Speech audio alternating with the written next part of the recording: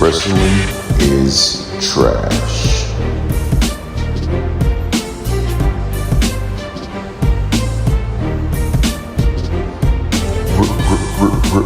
Wrestling is trash.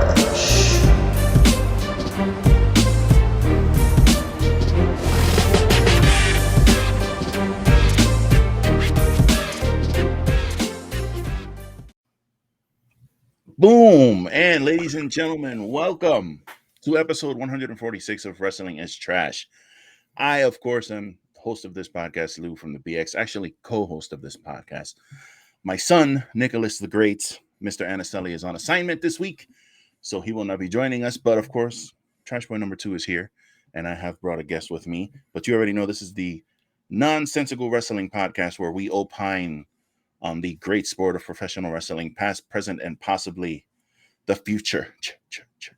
As I stated earlier, Nicholas is not here today, but I scoured the greatness of the IWC and I found the one man who could possibly, oh shit, I just dropped a bunch of shit, who could possibly join us on this wonderful quest in talking wrestling.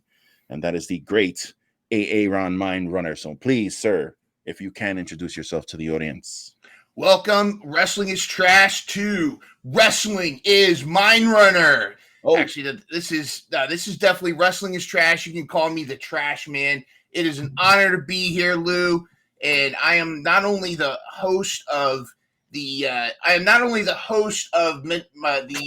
Mental Health Mondays podcast and Educators podcast. I go by Mr. Burden. It's more teacher, but I am also the number one contender for the Everything Championship. I don't know when the contract signing's going to be. You trying to take this? Ooh, trying to. That's going to look great around my waist, or at least over my shoulder, because probably won't fit around the waist. But still, it is an honor to be here. Honor to talk about wrestling, all the trash and all the good stuff, to find those gems in the wrestling world. I'm super dope and excited, and Lou's one of my favorite guests on my podcast, good friend, my brother from another mother. Great to be here. Awesome, man. Thank you so much for joining. I invite you on this show, and immediately he's calling his shot for the belt. That's some shit. I gotta call my shot. That's crazy, bro. Hey, so we have a saying on this show: once a trash boy, always a trash boy, or girl, or whatever you choose to identify yourself as. Once a trash boy, always a trash boy. You, sir, are now part of that brigade. You are a Trashian, and I now dub you. I usually have I have this little thing. Okay, I have a little letter opener here. I now dub you, Sir A-ARon Esquire, Trashiest World Peace. That is your name from this day forward. Trashiest World Peace. And spread the trash. The WP. Absolutely. So this show has gone through different iterations and different hosts and just different ways of doing things. There used to be a promo in the bank aspect to this show, which kind of maybe thinking about bringing back. I'm not bringing it back quite yet. All right. Because that was more of a when you had multiple guests on the show. Okay. So there'd be 5 or 6 people on here, and you could cash in a promo at any time and cut a promo. Very cool. But one of the things I would like to add to this show is a quick questionnaire for guests who come onto this show for the first time. So just so people can get familiar with them and kind of know a little bit about you. So most of it wrestling related, some of it not. But we're going to get into that right now, Mr. This isn't like Top Rope Squishy's hot sheet, though, right? I'm ripping her off a little bit. Completely ripping her off a little bit. But this is not putting anyone on the hot seat. These are just good general answer things, that stuff I'd like to know, things that I don't know about you yet, things maybe the audience would like to know. Sure. So if at any time you want to opine on any of these subjects, you can. But first question I have for you, sir. What is your first wrestling memory? First wrestling memory. Okay, this is going to definitely show my age. My first wrestling memory was in the 80s. Was actually watching WrestleMania, because I was big into, I was an MTV kid, and they were doing the Rockin' Wrestling, and then they had Hulk Hogan's Rockin' Wrestling cartoon show.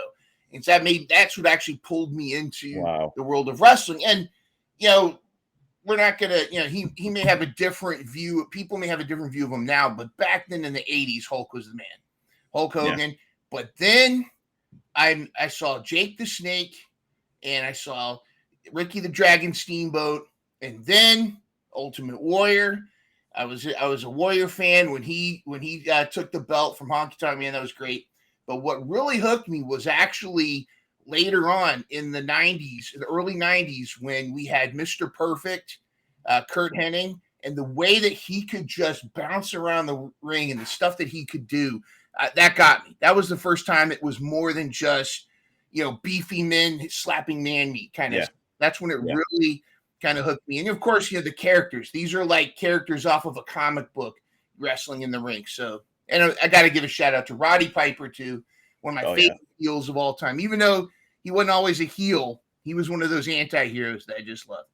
Oh yeah, people, today of course Hogan has his stigma. He's for the most part not associated with much wrestling these days. I heard he's opening I just saw on Twitter he's opening his own CBD company, weed company and shit. But you got to understand how huge that man was in the 80s. Like, there was no social media. It was just, he got so big just because of his personality in wrestling, man, and being one of the first big crossover wrestler to be on like Johnny Carson and being on all these shows and doing movies and TV Suburban shows.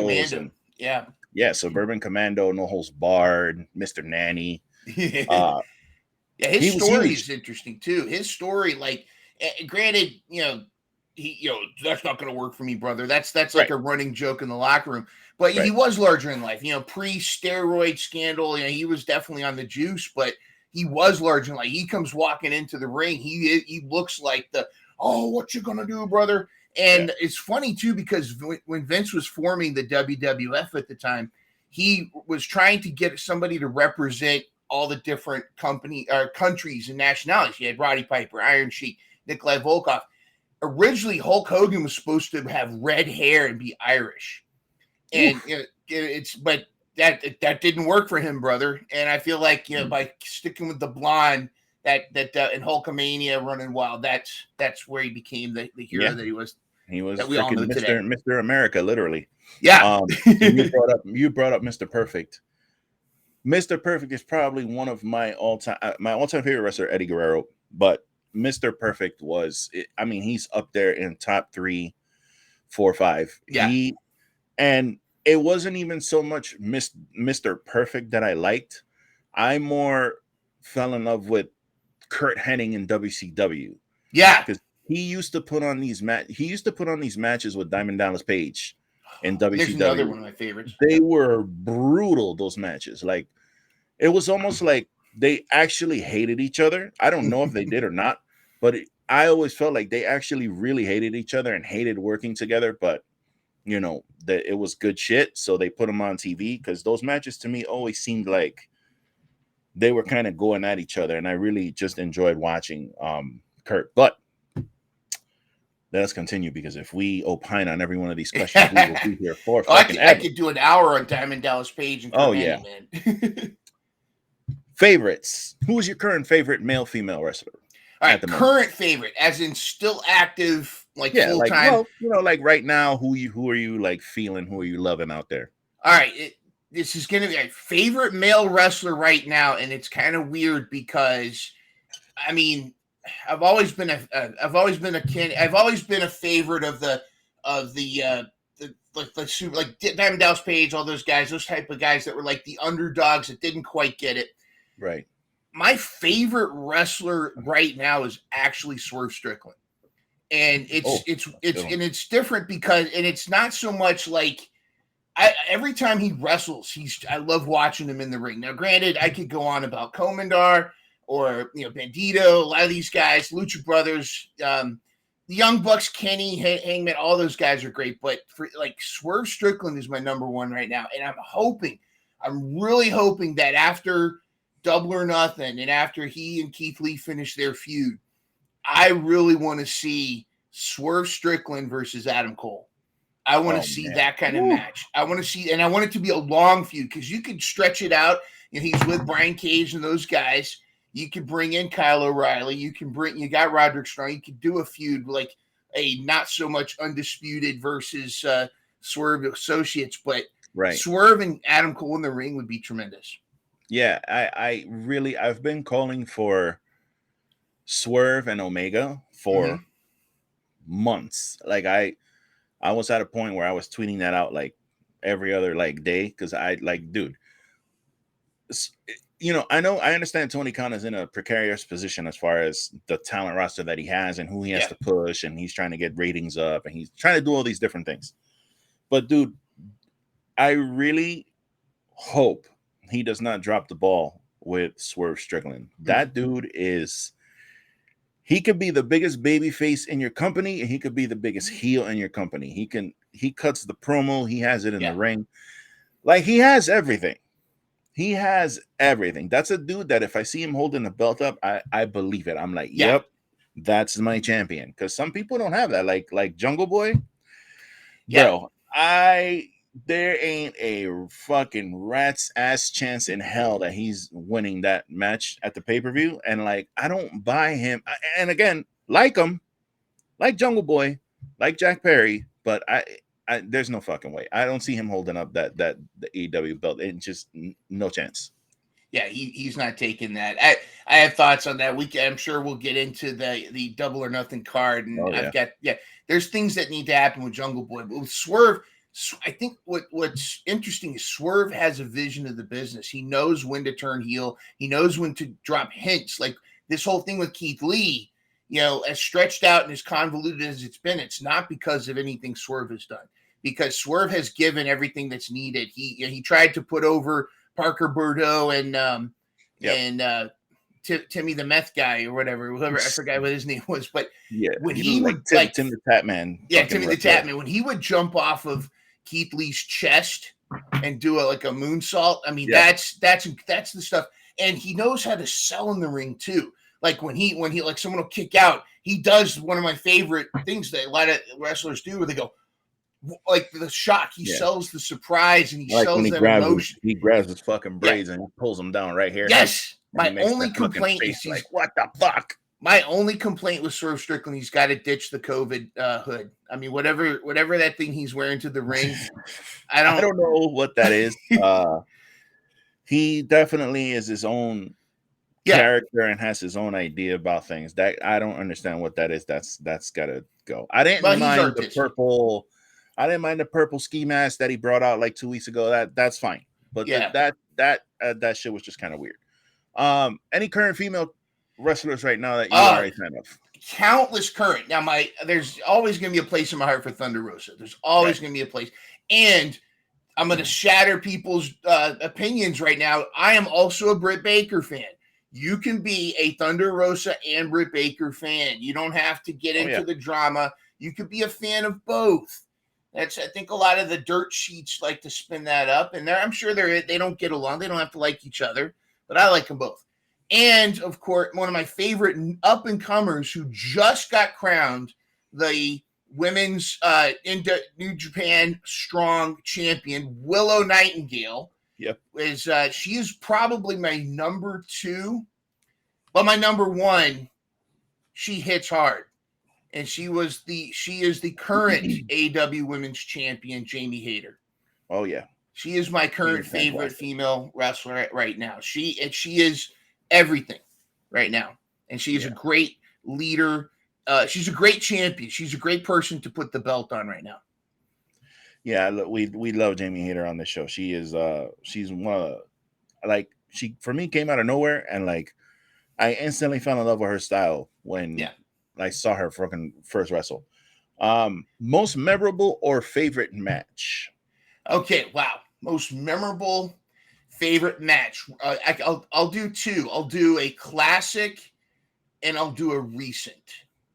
If I go recent, it's got to be Lucha Brothers versus Young Bucks Steel Cage, and that's the one where Matt, you had the tacks on his shoe. And You knew he was going to do it. I mean, because it's in a steel cage. You've got Ray Phoenix defies gravity. You knew he was going to go to the top. That's got to be my all-time. I do think right behind that is the FTR Dem Boys dog collar Jay's last match. Rest in peace.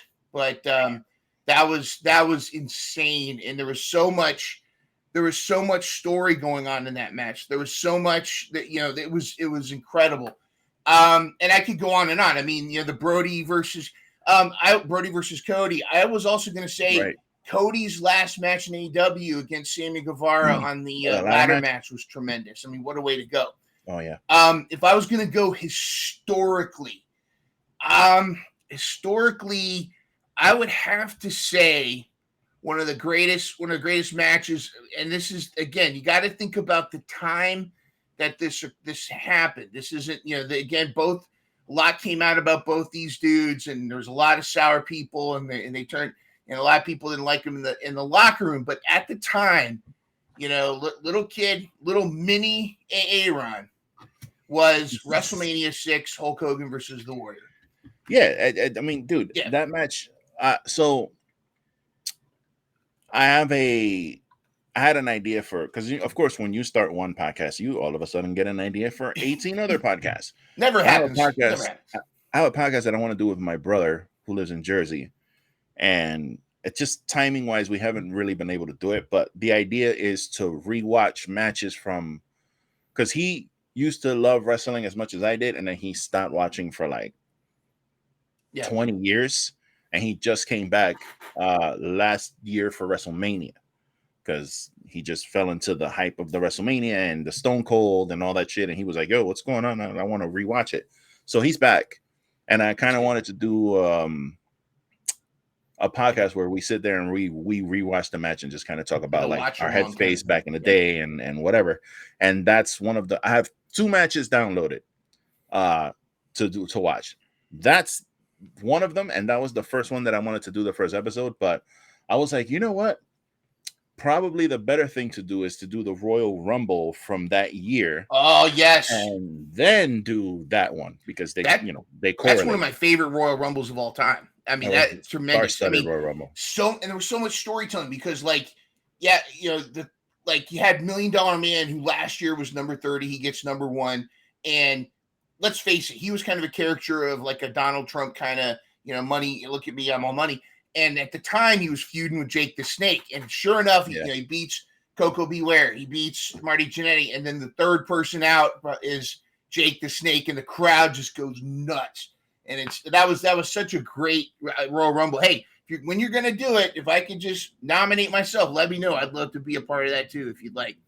Oh, cool. That Royal Rumble, I think that's my favorite Royal Rumble of all time, just because of everything that went in there. Yeah, Royal Rumble's always been one of my favorite events. It's just I love Royal Rumbles. It just, there's no, even the bad ones I still find kind of enjoyment in them. What's your favorite finisher? Favorite finisher. Okay. I have favorite moves that aren't finishers.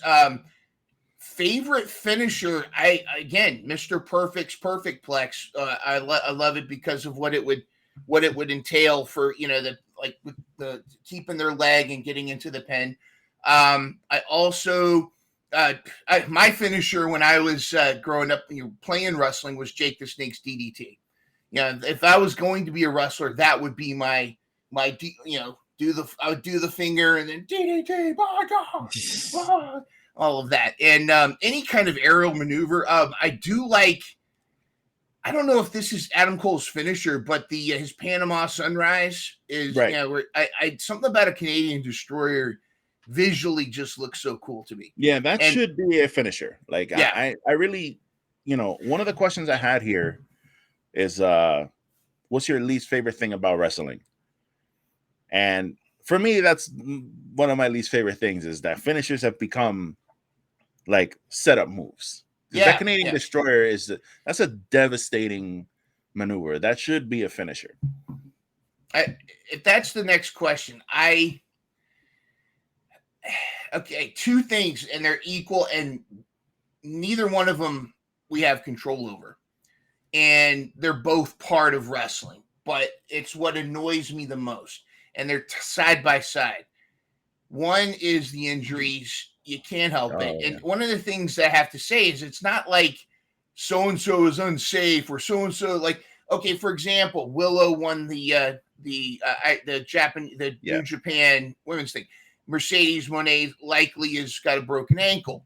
Well, everybody's going, well, Willow also hurt Anna Jay's back and she's unsafe. First of all, both situations totally separate. Willow had nothing to do with Mercedes Moné's ankle other than being in the match. It was a total different thing. But the Anna Jay thing, Anna Jay doesn't blame Willow at all. Injuries happen, and injuries do happen. But it's frustrating when, like, they're building up to like a Chris Statlander versus Jade, or they're building up to something, or you're really excited about somebody, and then you find like Dante Martin. All of a sudden Dante's out, and they're out, they're gone. And you're just like, it's almost like they're in a tour of duty, and you find out your favorite character on a series is gone or something, and it's frustrating.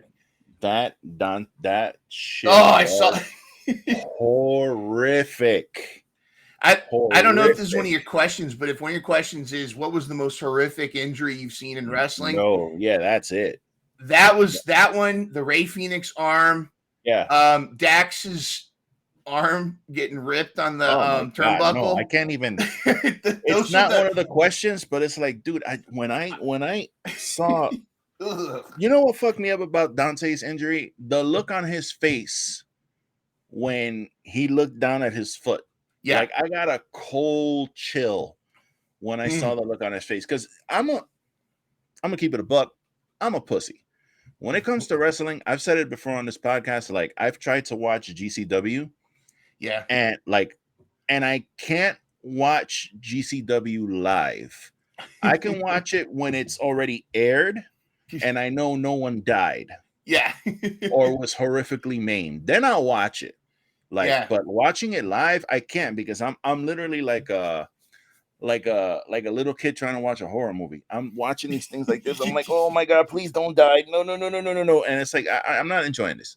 Yeah. So when Dante was up there, and they were about to do that spot, I was like, oh my fucking God, please, dude, please don't die. Like, just, I don't want to see the shit's live. Like, I don't want to see something horrific. And of course, he lands, and I'm like, oh my God, that was a crazy spot. And then I'm like, why is his foot? Oh, wow. Okay. And just the look on his face when he saw it, I just couldn't, I can't. It's like, that shit haunts my dreams. Well, it's a testament to his character, though, because by the time he got to the hospital, he still had that smile on his face. Of course, yeah, he's a tough son of a bitch. Yeah, it's that moment where you just like, and what's interesting is that spot could have gone so many worse ways. Oh yeah, and the injury itself was almost like not part of the move; it was just how he landed. Yeah, which could have happened in like a regular tope. But it was like, doing this like destroyer into a bunch of tables off the ropes. He could have been paralyzed. Ray Phoenix could have been paralyzed. Everybody could have gone so worse. But yeah, that was crazy. The Dax one. I mean, I can watch Moxley bleed all over the ring and be fine.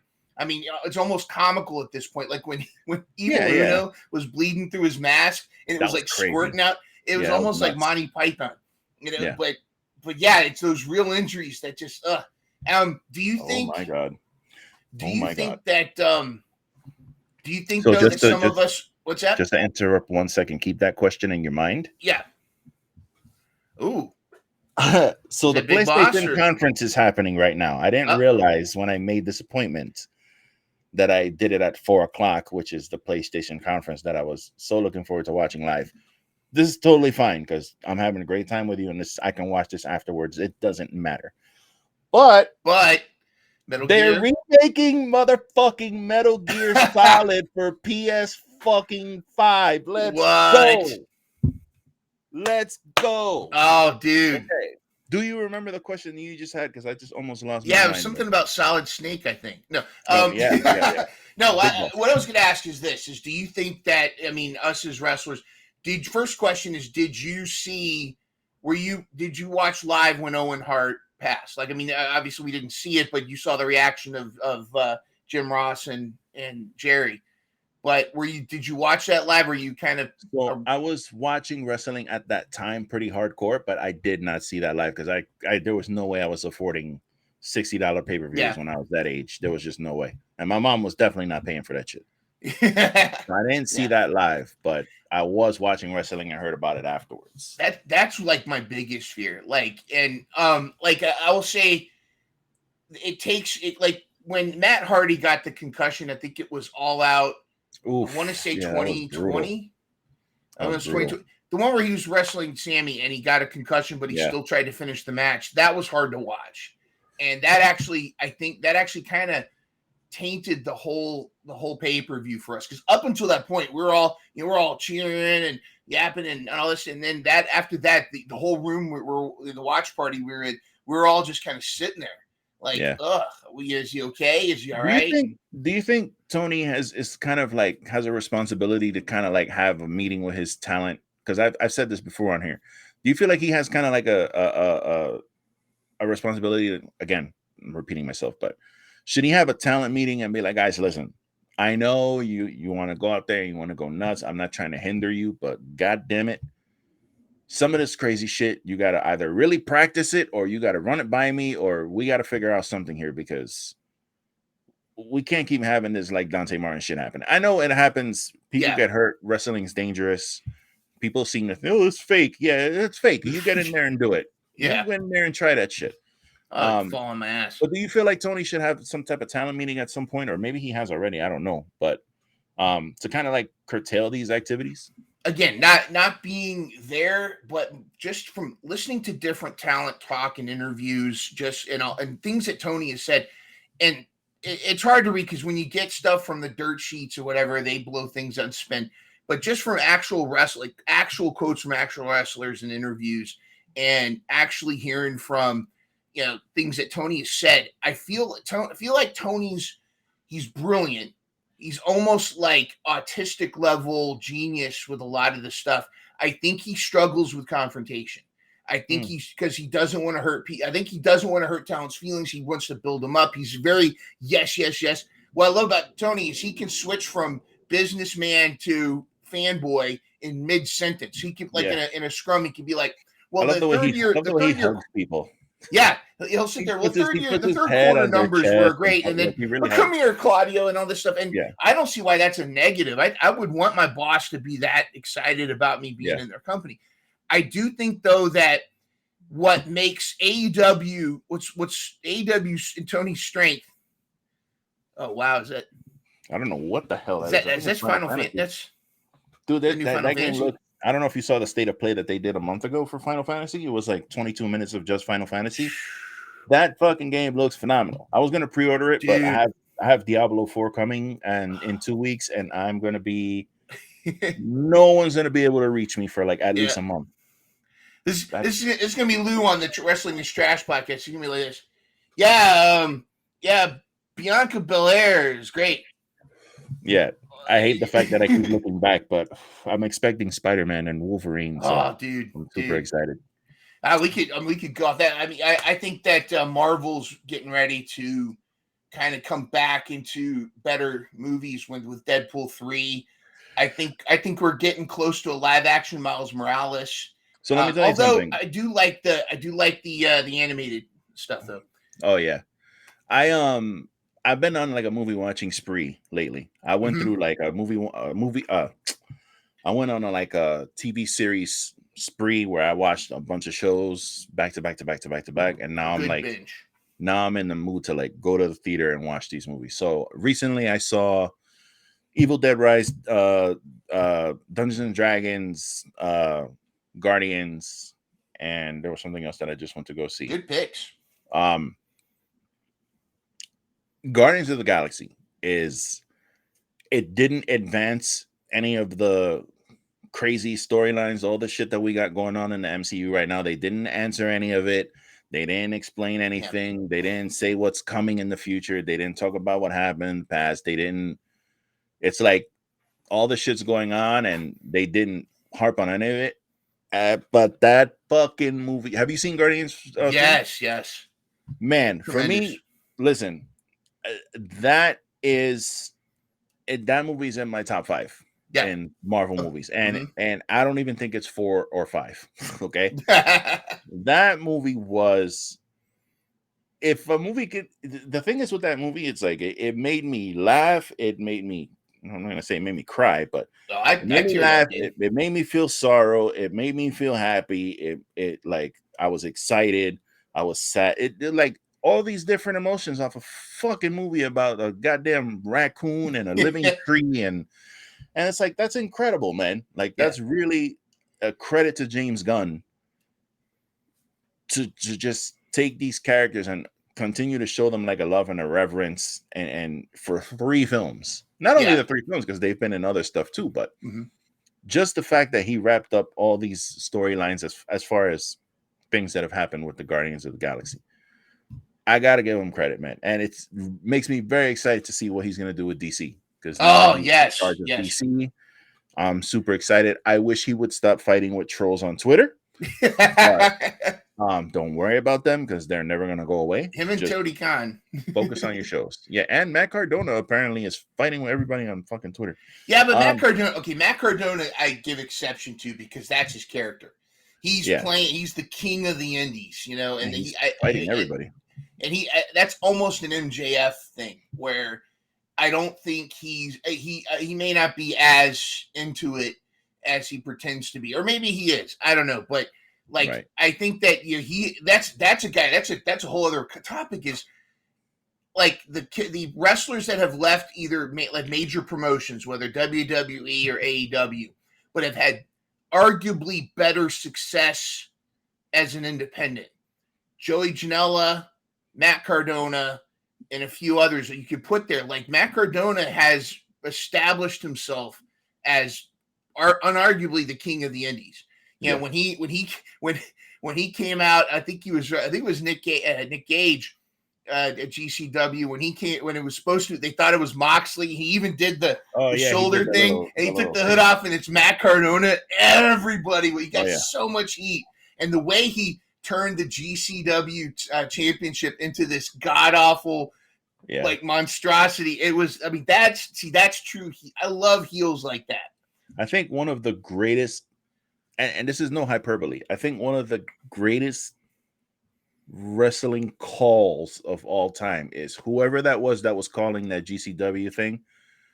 When he did the call to announce Matt Cardona as the new GCW world champion, when they were throwing all the shit in the ring and fucking the crowd was going on, I think that call is one of the greatest fucking calls ever, because it was so like the dude was so disgusted with the fact that he was actually saying what he was saying.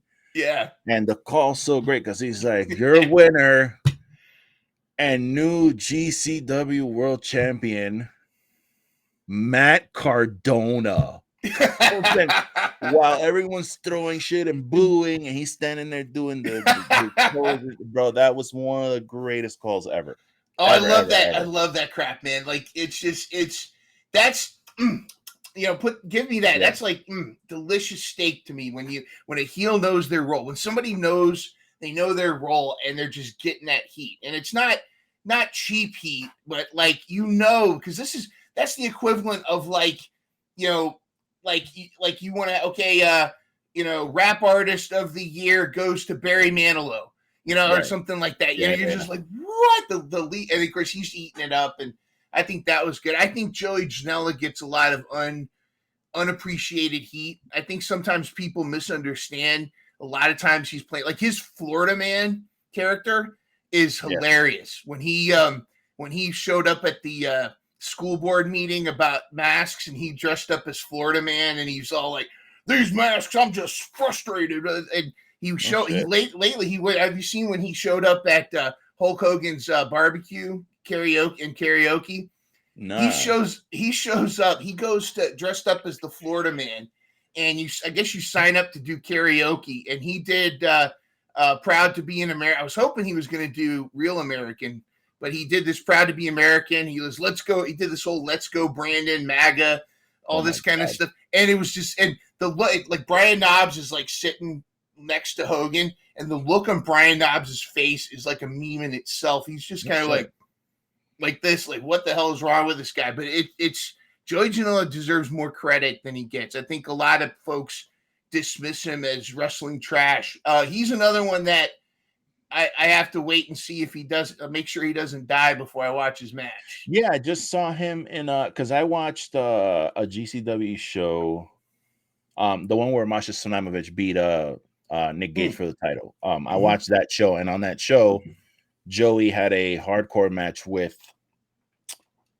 somebody. I don't remember who it was. And I'm watching this thing, and I'm like, Joey, I think he just likes doing that shit. Because I'm like, dude, you don't really need to be doing some of this shit. Like, you don't really need to be beating yourself up. Set your foot on fire. Yeah, because he's so creative, and I know he's probably got some bitterness because it didn't really work out in AEW or whatever. But I don't think you need to be killing yourself like this. I don't think he's as bitter though. In fact, I think he is bitter because he really tried hard to get him and Sonny Kiss over. Really, he was like, when you talk to find out when Sonny Kiss shoots on that whole thing, Sonny Kiss talks about how it was, Joey was really pushing for that. And since they weren't going anywhere with the tag team, he did the whole heel angle.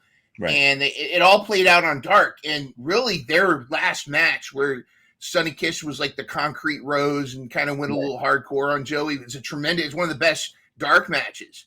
It's just, I just think that whether something about Tony or something just wasn't, Tony didn't see what Joey saw, but a lot of us saw it. I think if you look at Twitter, a lot of us were behind that. But Joey's one of those guys that I think he has a mind for the business, but sometimes, and this is when you have a bunch, you can't have too many creative cooks in the kitchen. And I think sometimes with Tony has to take that lead.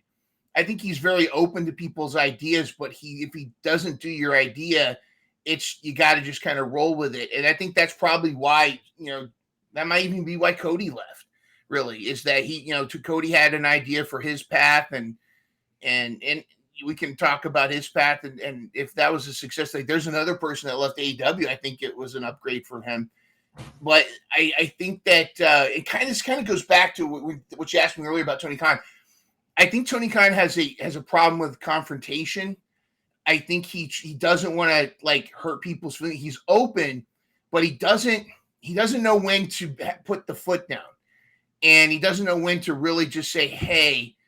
And I think sometimes I think he got caught up with the CM Punk novelty and all how cool that was, and he didn't become the authority figure he needed to be. It's almost like his weakness is Vince's strength, but everything that Vince isn't is what makes Tony so great, and that's what makes AEW appealing.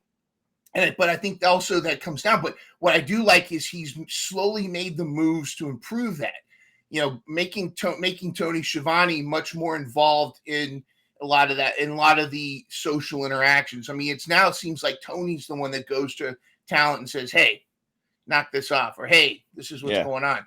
So I think that makes it up. But I think what happens is Tony needs to provide, where WWE is so trapped and tight and restrictive to the point where they give you a script of what you have to say, which is so funny when Matt Riddle forgot his lines. But AEW is the opposite. You've got to have some structure, and you can't just be whatever goes. You've got to have some structure, and I think that's where Tony Khan's trying to find where that line is, but it's not always working. Yeah, if that makes sense. It's like you want him, this is why some people love Vince McMahon, because Vince McMahon is like, no, or he goes, go ahead and try it and try to get it over and make me money. Cool. If that shit doesn't work, no, we're never doing that again, and that's it. It's like he is the boss. He's not out there hugging people. He's not out there, and again, hugging people is fine. Yeah, but he's not out there doing that shit. I am the fucking boss, and you're going to do what I say. You're going to do this. You're going to do that. He's running a business. Yes. It is what it is. You know what I mean? You may not like him personally, but it is what it is. And that's where sometimes I feel like Tony, like for instance, a couple months ago they were saying about, we'll talk about this collision show as it's coming up, because we'll just jump right into the news. But there were rumors that Tony had already had this show. He spoke to WB executives and has this show coming. They've agreed on it verbally, but it hasn't been announced. And it was supposed to be like they were gonna have separate brands or whatever. CM Punk was gonna be over here and whatever. And it's like, but he hadn't talked to us. There was a report that like he hadn't talked to the talent about CM Punk coming back. And I'm like, how the fuck you gonna get all this shit done, but you haven't talked to your talent yet about like what's going on? And that's where like I feel like sometimes the disconnect is there with Tony. But I agree. Yeah. Just to wrap everything up here, we'll skip a couple of these little bullshit questions. But what are you watching right now? AEW. I mean, as far as wrestling, AEW Anything. is my number one. Mission Pro Wrestling, I highly recommend. It's independent. It's Thunder Rosa's independent wrestling promotion. Brian Cervantes runs that one, and it's a great place to find young and up and coming mostly female talent. But there's also JP Harlow, which is he's like their MJF, and he was on this past week. AEW shows as one of the security guys. He was one of those guys. But I'm also I try to watch what I can of New Japan and GCW and Championship Wrestling, the Capital Championship Wrestling, CCW. I try to catch what I can, but it's like there's so much wrestling. AEW is the only thing I watch religiously. Like I won't miss. Whereas I try to pay attention, and I do pay attention to what's going on with WWE. I stopped watching WWE years ago. AEW brought me back, but I am paying attention to the talent there. Like, again, I've got my issues with WWE, but I love the talent. There's a lot of my favorite wrestlers are there, and I want to see what they're doing. As far as non-wrestling, we just finished. We've been watching a lot of cool stuff. Poker Face, which is Natasha Lyonne. She plays kind of like a Columbo, kind of solving mysteries. Really cool series. Succession. This finale's coming Sunday. We're gonna have to watch it Monday because we're gonna be watching that show. Everybody's watching that. Yeah, but I'm like you though. We didn't get into Breaking Bad until like three seasons in. Because everybody was talking about Breaking Bad, and we're like, okay, whatever. And then when we finally watched it, we loved it. But then there's been stuff everybody's talking about. We try to watch, and we're like, no, I don't get this. Isn't for me. Yeah. Like right now, I have that issue, and people get mad at me a lot because they'll recommend shit, and I'm like, don't recommend anything to me because I'm not gonna watch it. It's just I'm annoying that way. I'm just not gonna watch what you recommend. I'm not. Does it make you not want to watch it more when someone recommends it? Kind of a little bit, but it's not even really about that. It's just like the thing is, when I want to watch something, I get that mood. Yeah. And then I watch all of it. So like I watched in the past like month or so or 2 months. I watched the entire Godfather of Harlem series. Nice. I watched the season of From, which is a show on MGM. Good. What'd you think? That shit, I don't know why more people are not talking about that fucking show. I've heard that's great. That show is nuts. Yeah. Godfather of Harlem, that I fell down the Yellowstone universe. So I watched not Gypsy King. Tulsa King with Stallone. Then I watched 1883, which is a prequel series to Yellowstone. They also have another prequel series called 1923, which I'm going to watch after I'm done with Yellowstone, because right now I'm on season 5 of Yellowstone, like somewhere in the middle, like episode 4 or 5. Yeah. It's like I'm trying to watch less wrestling and I end up watching more. So the reason I brought up what you're watching is because I watched a horrendous battle royal on, I think it was Sunday. I was on YouTube and I was just scrolling looking for something. I forgot what it was that I was looking for, and I saw MLW Battle Riot 5. And I was like, the fuck is this? And it was like 59 minutes. And I was like, you know what? I've heard of MLW. I know about Hammerstone and Yeah. Jason Fatu. So I was like, you know, I got an hour. Let me fucking put this on while I'm doing my shit. Dude, this was horrendous. 90% of this match was horrible. Okay. How do you mess up a battle royal? It was atrocious. And it's funny because like I wrote a whole breakdown of the match. I'm not gonna go through that because we ain't got time for all that, but some highlights, quote unquote, of this match. So it starts off with this guy Alex Kane, who, spoiler alert for anyone who may go back and watch that, he wins the battle royal. He's really good. You know, his gimmick is he's got 1,000 suplexes. And he's a submission specialist. He's got a cool look. He's got like this curly mohawk. He's like a big dude, but he's not fat, but he's not like totally ripped. He's like got a good like shape. He can move around great. Very entertaining. The match starts off with him and Willie Mack. Now, Willie Mack, how do you mess in up the Willie ring. Mack?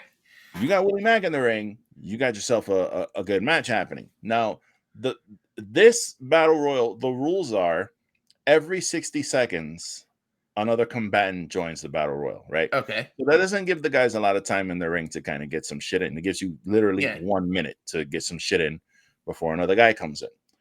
So Willie Mack and Alex Kane start this. I'm like, okay, I'm digging this. They didn't do much, but what they did look good.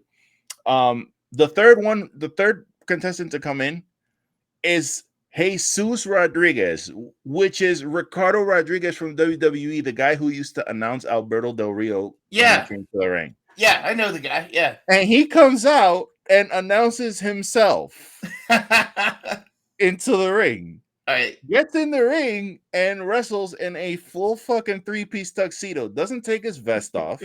Doesn't take off his jacket. He's in there wrestling in a fucking 3-piece suit. But whatever. One of the they have a character in MLW who's called Microman. Okay. Okay. I don't know shit about this promotion. So if you guys listening like this, I apologize for saying that it was shit. 60 seconds click down, right? Yeah. And then a 8-bit image of a very small luchador pops up on the screen, and the crowd, the pop that this fucking guy got was incomprehensible. And it says Microman, and I'm like, who the fuck is this? It's literally a little person, but like the littlest little person you've ever seen in your life. Like tiny. He's like 3 feet tall. Or not even 3 feet tall. Small as shit. And he comes into the ring, gets in the ring, and just stands there. And he's just standing there. And I'm like, what the fuck? What's going on? And mind you, at this point, there's like 80% of the other wrestlers in the ring are like huge, big, fat guys. Yeah. Like, big, fat guys, like sucking wind. Yeah. And then you have this Microman in here. He gets on all fours and he crawls over to what's his face? Ricardo Rodriguez, who's like sitting down in the corner, and he headbutts him in the balls. And I'm like, what the fuck? And you could tell like all the wrestlers like love Microman because they're all grabbing him and they're like, yeah, dude, they ain't fucking they're all like loving him and shit. But there was a point in this match where I'm gonna skip all this other bullshit, but there was a point where there's a bunch of guys in the ring fucking fighting, and the 60 seconds count down, the next person's coming out, and they start putting all these weird symbols and shit on the screen. And all of a sudden, there's like 9 fucking guys walking to the ring. And these guys are wearing gas masks. They look weird. One guy has a gas mask with feathers, and another guy's got like the what do you call that doctor that, you know, what's his face used to wear? The guy who's canceled now. What is his name? He was in Ring of Honor. The God damn it! Oh, you're talking Marty Scurll. Marty Scurll. The apothecary. Yeah. There you go. Some dude's wearing one of those, and all these dudes come to the ring, and he's like, "What?" The announcers are like, "What the hell are they doing out here?" They're not there. They all have numbers, but they all decided, nah, fuck the numbers. We're all coming out now, and they storm the ring. And they start beating the shit out of people. And I noticed there's a dude standing in the corner. It's fucking Raven. Oh, no way. Raven is Was he in the standing there. Raven like crouch? He was wearing a dirty shirt with his dirty shorts, and So that was his fucking flock. thing tied. So apparently, this is his new group. It's called The Calling, Okay. and it's Akira Delirious, who I'm familiar with actually. Yeah. Dr. Cornwallis, and a bunch of other dudes with masks, and it was so bizarre because they're in the ring, they're beating the shit out of everyone badly. They're not doing anything that looks good. Like nothing, no one's doing anything that looks good. And Raven is literally just standing there in the corner, and their music is playing the whole time. Like the music didn't stop. It's just their music's playing. And all this shit's happening. Raven sits in the corner. He can barely sit in the corner. He can barely get himself up. They beat up somebody. He steps on his chest to do the pinfall. And I'm like, this is fucking, like, I don't understand. Yeah. It was really bad. And my thing was like, Raven obviously is amazing at talking. Why could he not just cut a promo? Why did he not just cut a promo on this? But I apologize to anyone fan of MLW, but I'm sorry. And I will say this, just to finish that off. Mm-hmm. The last 10, let's say 5 or 10 minutes of that match was good because it was the guy who won, who I told you, which was Alex, what the fuck is his name? I already forgot it. That's why I write things down. Alex Kane, John Hennigan, obviously Johnny Nitro, Johnny Drip Drip,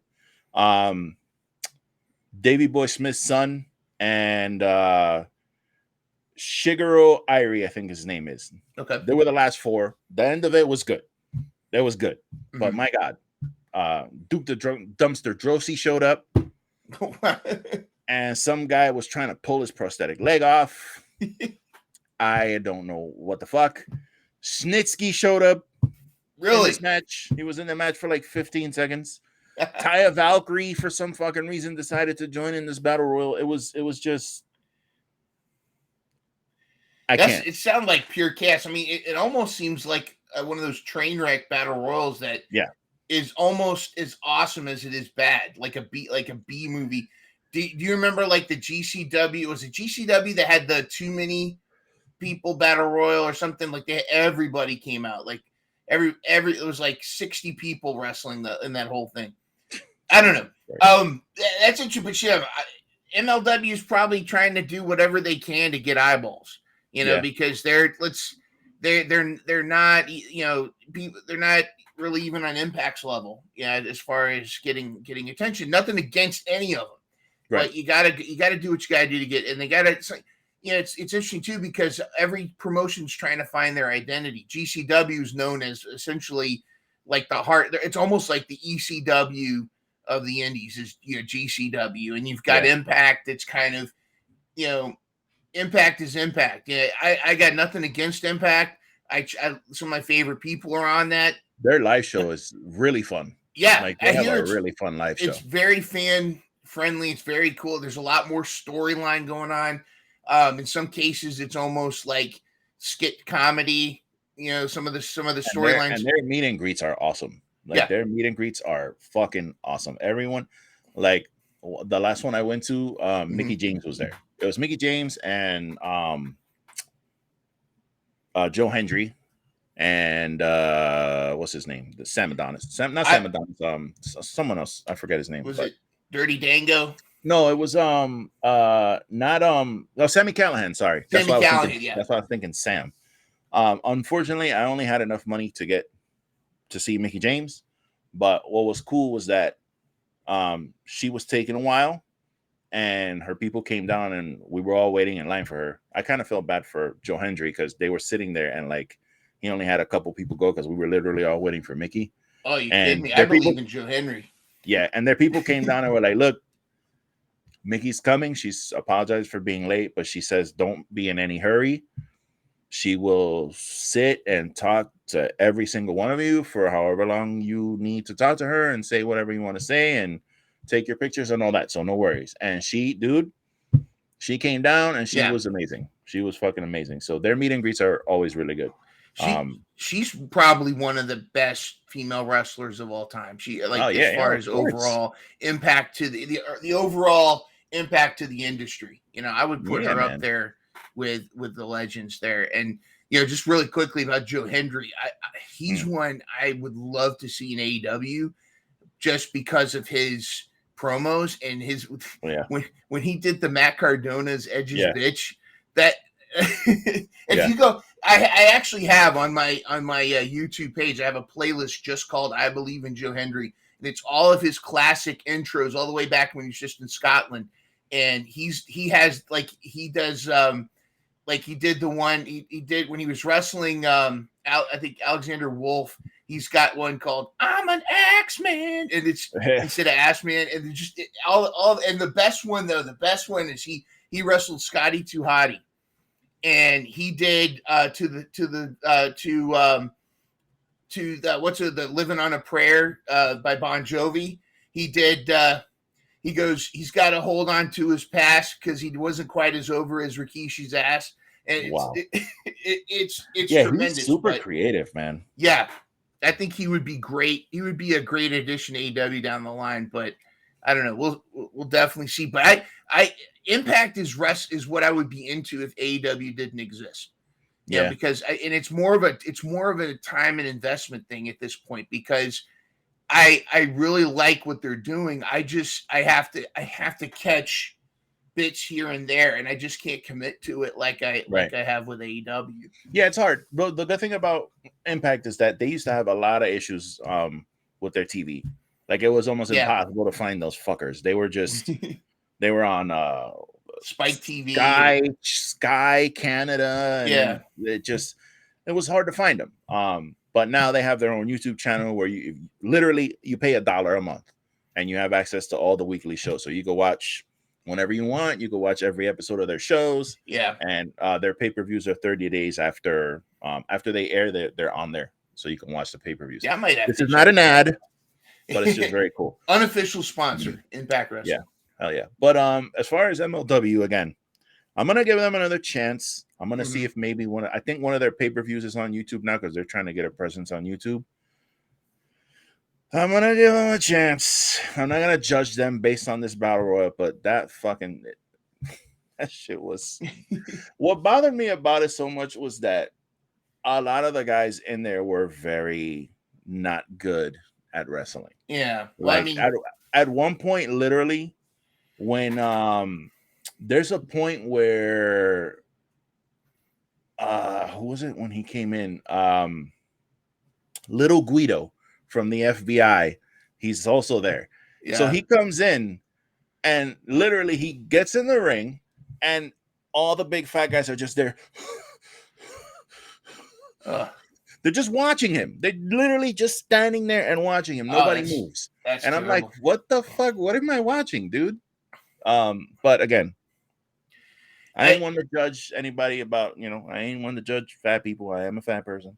I identify but if you're blown FAT. up, you're blown up. Yeah, you got to know. You got to pace yourself. Like that's Was it CM Punk gave Cody Rhodes one of the best advice for the Royal Rumble when they were talking backstage, and he pulls Cody aside. He says, "Hey, I'm coming out just before you. Do you want to do some business?"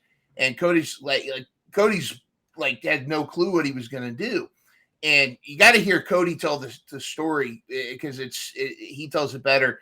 But CM Punk says, "Hey, let's do some business," because that first 30 seconds when you come out, no matter who you are, whether you're the top guy or you're the lowest guy, that first 30 seconds when you come out, all eyes are on you. You got to do something. If you just come out and go, no one, then it's a waste. So Cody and CM Punk decide that they're going to lock up and do this. I know. I see it too.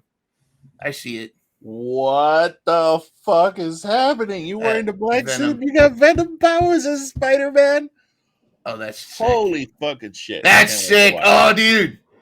I cannot wait to watch this. This is insanity. For all of you listening on the audio podcast. Oh, do you think they got the Tom Hardy voice? The black symbiote suit and is fighting in Queens. He's in Queens. It looks like he's in his house. And he's got fucking Venom powers. This is, dude. Okay. Fucking Insomniac Games. Greatest of all time. So, what was I talking about? I don't know. Anyways, it doesn't even matter. It's the story. You can find it on YouTube. He he goes in there, he does his thing with CM Punk and only lasts 8 seconds. He's got 20 seconds more of time. He ends up going up to the Undertaker, and the Undertaker lets him drop kick him. And it's this really cool story and how the whole thing goes around. But one thing I wanted before we get going, because you talked about Mr. Micro or Microman. Microman, yeah. One of my new favorite wrestling promotions. This is an official endorsement, because if do not think this promotion's a joke, because these people can go. Micro Wrestling Federation. The Micro Psycho is their current champion. This dude is crazier than Nick Gage, but he's as athletic as a Swerve Strickland or a Sammy Guevara. Wow. This dude can do. Now, granted, their ring is smaller. It's their size, but the stuff that they can do. They have a luchador. They got an Ozzy Osbourne impersonator. They've got Micro Jackson. Wow. Micro Jackson. Wow. He does the whole thing. Their biggest mouth guy. They're like not really their MJF, but I guess he's kind of like their big promo guy. This guy named Ivar, and he's great on the mic. He's got great promos. The women's division's incredible. They got Little Chola, and there's Pinky Shortcake is one. I think she's my favorite. They can go. I mean, they're little people, but they wrestle just like in the big anybody that you could pick, and it's definitely worth checking out because they're tremendous. And the Micro Psycho, they recently issued a challenge. Like Micro Psycho and Pinky Shortcake are a couple, and they issued a challenge to Matt Cardona and Steph DeLander. Oh, yeah. And because he's talking about because Matt Cardona is saying there's no promotion out there that he hasn't been the king of. And so they issued the challenge that they want to do a mixed tag where Matt Cardona hasn't said anything. But let's hype that up. Go check out Micro Wrestling Federation. Look for the Micro Psycho, Pinky Shortcake, Ivar, and you got to see that Aussie dude because it's crazy. It's so much fun. It's silly. I'm gonna have to look that up. I'm gonna have to look that up because, like I said, I was trying to watch less wrestling, and it seems like when I try to actively watch less wrestling, more wrestling pops up. Because now I'm hooked on Ring of Honor. I got Ring of Honor is my. So Ring of Honor has become my Saturday morning serial show.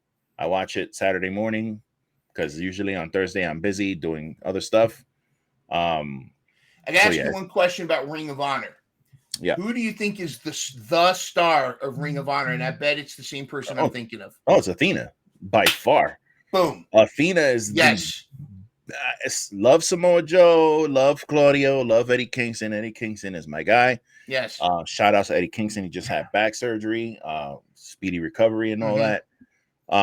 You got the Kingdom is there doing their thing, and who else is Action Andretti's doing a lot on Ring of Honor, but by far, and I would put Willow up there too, because Willow's on there almost every week. But by far, Athena I'm so happy for her, bro. I'm like over the moon happy for her because when she came to AEW, I was super excited and she was doing her thing. And then they put her against Jade. And Athena's not, the tallest person. So you put her in there with this giant. Optics are a thing. And it's going to look away. And then she lost. And I feel like she should have beat her with that. She should have beat her with, I hate calling it the O face. That's a stupid name for her move. But she should have been able to hit that move on Jade, and she should have beat Jade for the title back then, because that would have made total sense. She used to call it like the Angelic Requiem or something more like in WWE. She called it the Eclipse in WWE. Yeah, because she was like half vampire, half werewolf, or Ember something. Moon. Yeah. But thank God for Ring of Honor, because now she is just dominating. She's got this gimmick where she calls these female wrestlers porcelain hussies, and she's stomping going on dolls and week. stuff. Yeah, it was really cool on Dark when she was wrestling women and just beating the shit out of them after the match. I was loving that. One of my favorite indie wrestlers, Jody Threat from Canada, the Wild Child, and she was and what a lot of people didn't know was that dark match was when she first started to pivot as a heel, because it was such a brutal match. What people don't realize, though, is that Craven? Is Craven the villain? In I'm attempting not to look. I'm sorry, I'll shut up about it. But I just saw Spidey. Okay. Anyways, wow, this is a long trailer or whatever they're showing. Yeah, but it's pretty sick. But like that was when she turned, because there's so much like heat on her about how she was being too stiff with Jody Threat, but you don't understand. Number one, Jody Threat is like she's like a Masha Slamovich. I mean, that's her element. In fact, it's not stiff. She's just that they're brutal. But I love how she took and ran with it and went heel and started doing this whole like I'm brutal and I'm like I can't control myself. My lust for the ROH championship is too much, and how she holds it like Gollum. She's the best. So good. Yeah, she's so fucking good. I love Athena. And I'm so happy. Big time. So there wasn't a lot in news this week. There was just kind of little things that I just kind of wanted to touch on before we talked about these pay-per-views for the weekend. But one of the news stories that was coming out was Nick Khan, who is one of the CFOs of WWE, says WWE is considering making Monday Night Raw's third hour more adult oriented, whatever the fuck that means. And they're also considering adding a third hour to SmackDown. Another thing they're considering is moving Raw off Monday nights. So to Wednesday nights, perchance. What day would that be, Nick Khan? Because that's a problem. Listen, you can have your say about this. I know you're not the biggest on WWE, but watching Monday Night Raw every week is painful. It's literally painful. I don't even know why I do it anymore. Because we used to like review Raw. And I used to do that shit when back in the day I had my own podcast and I was doing that. And I can't. Dude, I can't finish a show. I can't. 3 hours is too much. It's too fucking much. It's too much. Like a nice clean 2 hours, get me in and out. Yeah. Dynamite. The thing is with Dynamite, every week it leaves me like, I almost go like, damn, I wish it was 3 hours, but it's good that it's not, because it just leaves you wanting to see what's going to happen next week. And then, you got Rampage, but usually they don't continue what's going on Dynamite. And soon Collision, of course. And now we're going to have Collision. So it's like the 3 hour thing. I hate it. If they're going to make it more adult oriented, I don't know what the fuck that means. Yeah. That's all up to their interpretation of what they feel that's content is going to be. I don't mind them getting more like, remember back in the day when Raw used to switch to that third hour and then used to turn into war, like it was Raw is War. Raw is War, yeah. And now it was more like hardcore matches and all this other shit. Like I don't mind if they do something like that. A third hour for SmackDown, no, thank you. No, fucking thank you. I'm not staying up. It's 11 o'clock on Friday to be watching wrestling and to no, thank you. Keep it at 2 hours. It's fine. Yeah. I can't do it. I can't. And as far as the Monday night thing, listen, don't be dicks, okay? Don't go competing. I know everyone wants them to compete head to head. Dude, you don't need to go on the same night as Dynamite. And I don't even know if this is real or if they were even considering going Wednesdays, but like where else are they going to go? They have a show on Tuesday. All right. So they're not going to go Tuesday. What's the next logical? They're Wednesday. Mm-hmm. So I just no on everything in there. That's what I say. I hope that's not going to be something that they actually decide to do, because that would not be good for wrestling overall. One of the competition breeds success on all parties. And I do think that there have been aspects of WWE that have improved simply because AEW exists. I think there's a lot of things that they've chosen to do just to improve their product, just because now there really is a legit, as much as they want a redheaded stepchild treatment on AEW, it presents a threat to them. Not it shouldn't be a threat though, because it's kind of like, if you're watching two different programs on two different nights, you can enjoy both. I think that would be a fatal mistake if to move to the same night as Dynamite, because I think that would be not good for wrestling at all. And I don't know, but see, but like you said, even if Raw was 2 hours, it would still be hard to watch because of the content. I think if they were a little bit, if they stepped it up a little bit on their content, I think Raw would be okay. And again, I'm not trying to slam Raw, but I think that some of the stuff that they really need to pay attention to, I think they kind of let slide. But like you said, you leave the end of Dynamite wanting more. You almost feel like when Raw is over, you're like, all right.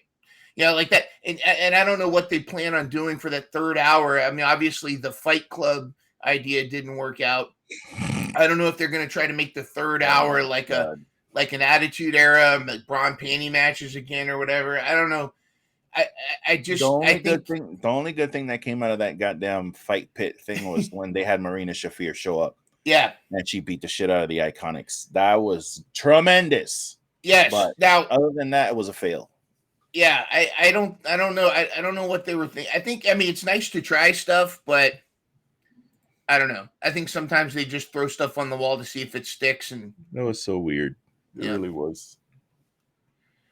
That was the absolute weirdest shit ever. So, Tony Khan. Now, I'm going to read this the way I wrote it because I wrote this days ago, but there has been news since I wrote this. So I'm just going to read it how it is, and then we'll talk about the latest part of it.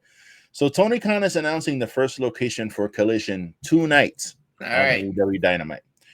Where do you think it is, and why is it Chicago? And are we getting CM Punk on the first episode of Collision? Well, I think part of the mystery, this is just kind of, going back to what we talked about with Tony Khan. I think a lot of this is there's stuff that isn't tied down yet. I think the whole Ace Steel thing is still kind of up in the air. And it's one of those things where I think Tony kind of made the call without really talking to everybody. And now it's kind of like, it's the equivalent of you bought something without telling your girl but you figure she's going to be okay with it. And then it's already being shipped to the house. And then you go, hey babe, by the way, I got this. And she's like, you got what?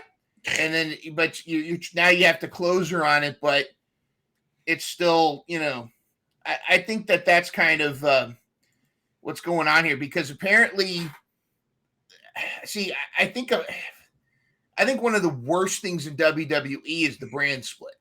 I understand why they did it. I get why they want, because it does help showcase more wrestlers, but I think you can do that. Like AEW's kind of shown how you can do that by not splitting the brand. Yeah, having a deep roster. When Dante Martin does break his ankle, you can now let's put Action Andretti with them, or let's put AR Fox with them, or let's put so and so with them. You can slide those people around. So I think if they try to do a brand split with Collision, that's a mistake. I think this is Tony Khan. The problem I have with it is if Collision truly is the Tony Khan solution for squashing beef between wrestlers, because it sounds like all the wrestlers that are going to be on Collision are the wrestlers that don't get along with other wrestlers in AEW. Regardless of whose side you're on, or if you like both of them, Thunder Rosa, Miro, Eddie Kingston, Andrade. I mean, Eddie Kingston's more Ring of Honor, but that's the wrong way to go for Tony. Tony needs I'd rather Tony squash the issues. And again, I think he's a little too afraid to tell, like even CM Punk, that, hey, this is not cool. You've got to learn to be professional enough to work with Kenny and the Bucks. Right. And then tell the Bucks, listen, I know you guys are EVPs, whatever, but let's be honest. CM Punk brings money, brings eyeballs. It's going to help grow this business. He's not here for long. He's an old man. Let's be professional and work together. He needs to squash that stuff. And if he can't do it, he needs to find somebody that does. But splitting the brand, I think, is going to hurt AEW more than help it. I don't know. Maybe you disagree. And I understand, I understand why brand splits are a thing because of the mentality. but it's because the thought is, oh, well, it's going to give more eyeballs and more people. But, Dark was doing that. Dark Elevation was helping with that. And you could rotate, like Hangman could take paternity leave because there's other people that could slide in. People could go, Justin Roberts could go be with his family when they needed him. Yep. Dasha steps right up. It's that kind of thing. And I think the mistake is thinking that splitting the brand, and see, you're also dividing a line, and you're kind of you're actually pouring more salt into the wound rather than healing anything, and it's just not going to be any good. Yeah, I'm on that same. All your points are succinct. I think me and Nick we went on about this. It seems like we talk about CM Punk a lot on the show, and we kind of have gone back and forth on the idea of like, do you want him? Do you don't?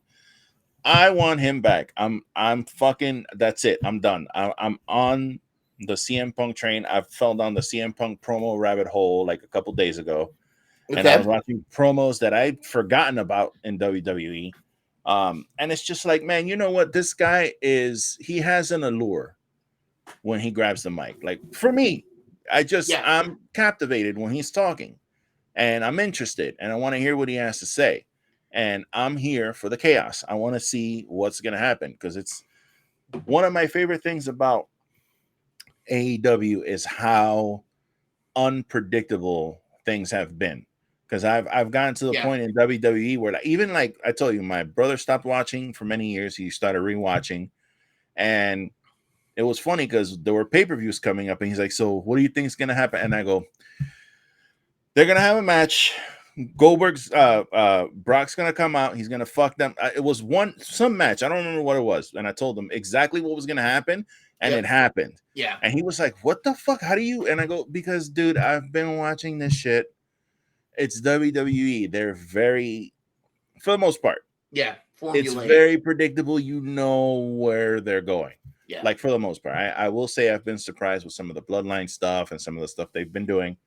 But it's like with AEW, it's just a whole different thing. I'm like, it's exciting to watch something and you don't know what the fuck. You don't know if the title's gonna change hands now. Like I don't know what they're gonna fucking do. You know what I mean? So, it's just I'm just a big fan. So yeah, it's the splitting of the shows thing. What are you gonna have champions on each show? And then I don't understand what the fuck. No, bro, you can't do that. You're not. Don't start introducing all these other belts and no. I don't. If you want to spotlight some talent on certain shows, that's okay, because you have enough talent where you can do that and tell these stories. But like splitting the brand, then what do you do at pay-per-views? Like, how are you going to determine who gets to challenge for what title on the show? Like, no, dude, I don't want any part of that. Well, and see, by this is like you look at WWE, they do a draft and a brand split, but they still show up on each other's shows. It doesn't matter. It's like it was a waste of time. Exactly. But see, what I like about not having the brand split is you don't know who's going to show up on which show. Like you don't know if all of a sudden so-and-so, and storylines can perpetuate. The Blackpool Combat Club can kick Kenny's ass on Dynamite, and then a Collision, the Elite come and kick Yuta's ass or something. You could do a lot of this stuff. You could have certain wrestlers or certain groups talk shit and say, we are Collision. Like the Acclaim could be like all Collision, Collision is us or something, but more of a gimmick rather than an actual thing. And that doesn't mean they won't show up on Dynamite. But what are they going to do? Have two separate titles, and it just it gets too convoluted. I'm not interested in that at all, bro. At all. I'm not interested in that at all. I do like the idea though that Rampage is going to become the new Dark, and that it's going to be, because now it's going to shut up everybody. It says, well, it's on YouTube. Well, no, I'm not going to watch it, which I think that's a silly argument. That's a whole other argument in itself. But now Rampage being the new Dark, you have two 2-hour shows that's actual wrestling. That's main storyline wrestling that you can showcase a lot of people. Yeah. Looking forward to it.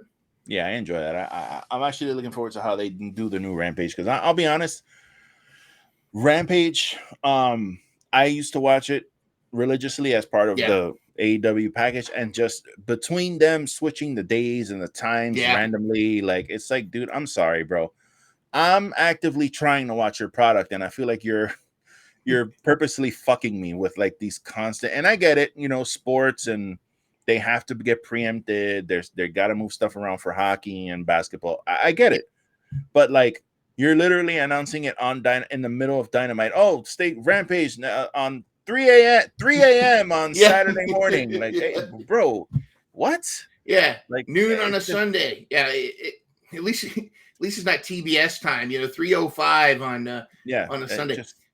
I almost felt like Dark and Dark Elevation were easier to watch than wrestling or than Rampage, because you could watch it anytime. You just go on YouTube and pull it up whenever you could, and skip over any match that you didn't want to watch. And exactly. I did enjoy that. One last thing here we got in the news. It seems like the main event for WrestleMania is being touted as Cody versus Gunther. I'm not sure exactly how you feel about that. If Nick was here, he'd be fucking jumping up and down. We love Walter / Gunther on this show. Yeah, he is the fucking man. And for him, if he's in the main event, I'm watching regardless. Let's keep it real. But to have Gunther in the main event against Cody, because they had a match within the match at the Royal Rumble. Yes, they did. So I would like to see more of that. All right, for sure. I'm more of a Walter fan than a Gunther fan, if you understand what I mean. I'm trying to respect the fact that he's embraced Gunther. Yeah. Because before on this show, I was like, I'm not fucking calling him Gunther. That's Walter. But, all right. One of my favorite Walter moments is Walter versus Eddie Kingston in an independent match, and he chops Eddie in the chest, and Eddie falls to his knees. It's one of those things where Eddie's like in his face, he's like got this fuck you, like he's trying to stand up, but he's almost like an actor that has a mortal wound, but is still trying to defy death. But you just see him just collapse as he's going down. But Walter gives him a chop that's just, you see Eddie's soul leave his body, and that was like I think one of the first times I saw Walter actually wrestle, and then of course his whole. When he look who's behind you. There he is, Microman in the house. Look, he gets in the ring, right? Crawls up into the ring. Come on, buddy. And now he's just standing there. He's just standing there hanging out while everybody's doing their shit. That's on the other wrestlers. They all should have picked up on this. Well, no, he's just chilling. Yep. Lince Dorado, so this is where he crawls and he headbutts Ricardo on the balls. So Lince Dorado, that's the first time. He twice tried to do spots with this guy, and he couldn't get it done. So he tried to do a spot there where he was gonna like pick him up, and I guess they were gonna do a Rana, and he decided to do the crawl thing. Walter, I actually got to rewatch. I gotta watch that, not rewatch it. I've never seen that Eddie Kingston and Walter match. I gotta go find it. I kind of going back to the news. I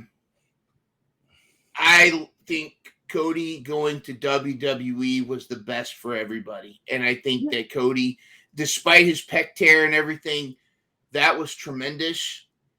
I just hope that Vince doesn't screw him. I kind of understand, as disappointed as it was, I kind of understand why they didn't drop the strap to him at WrestleMania, but.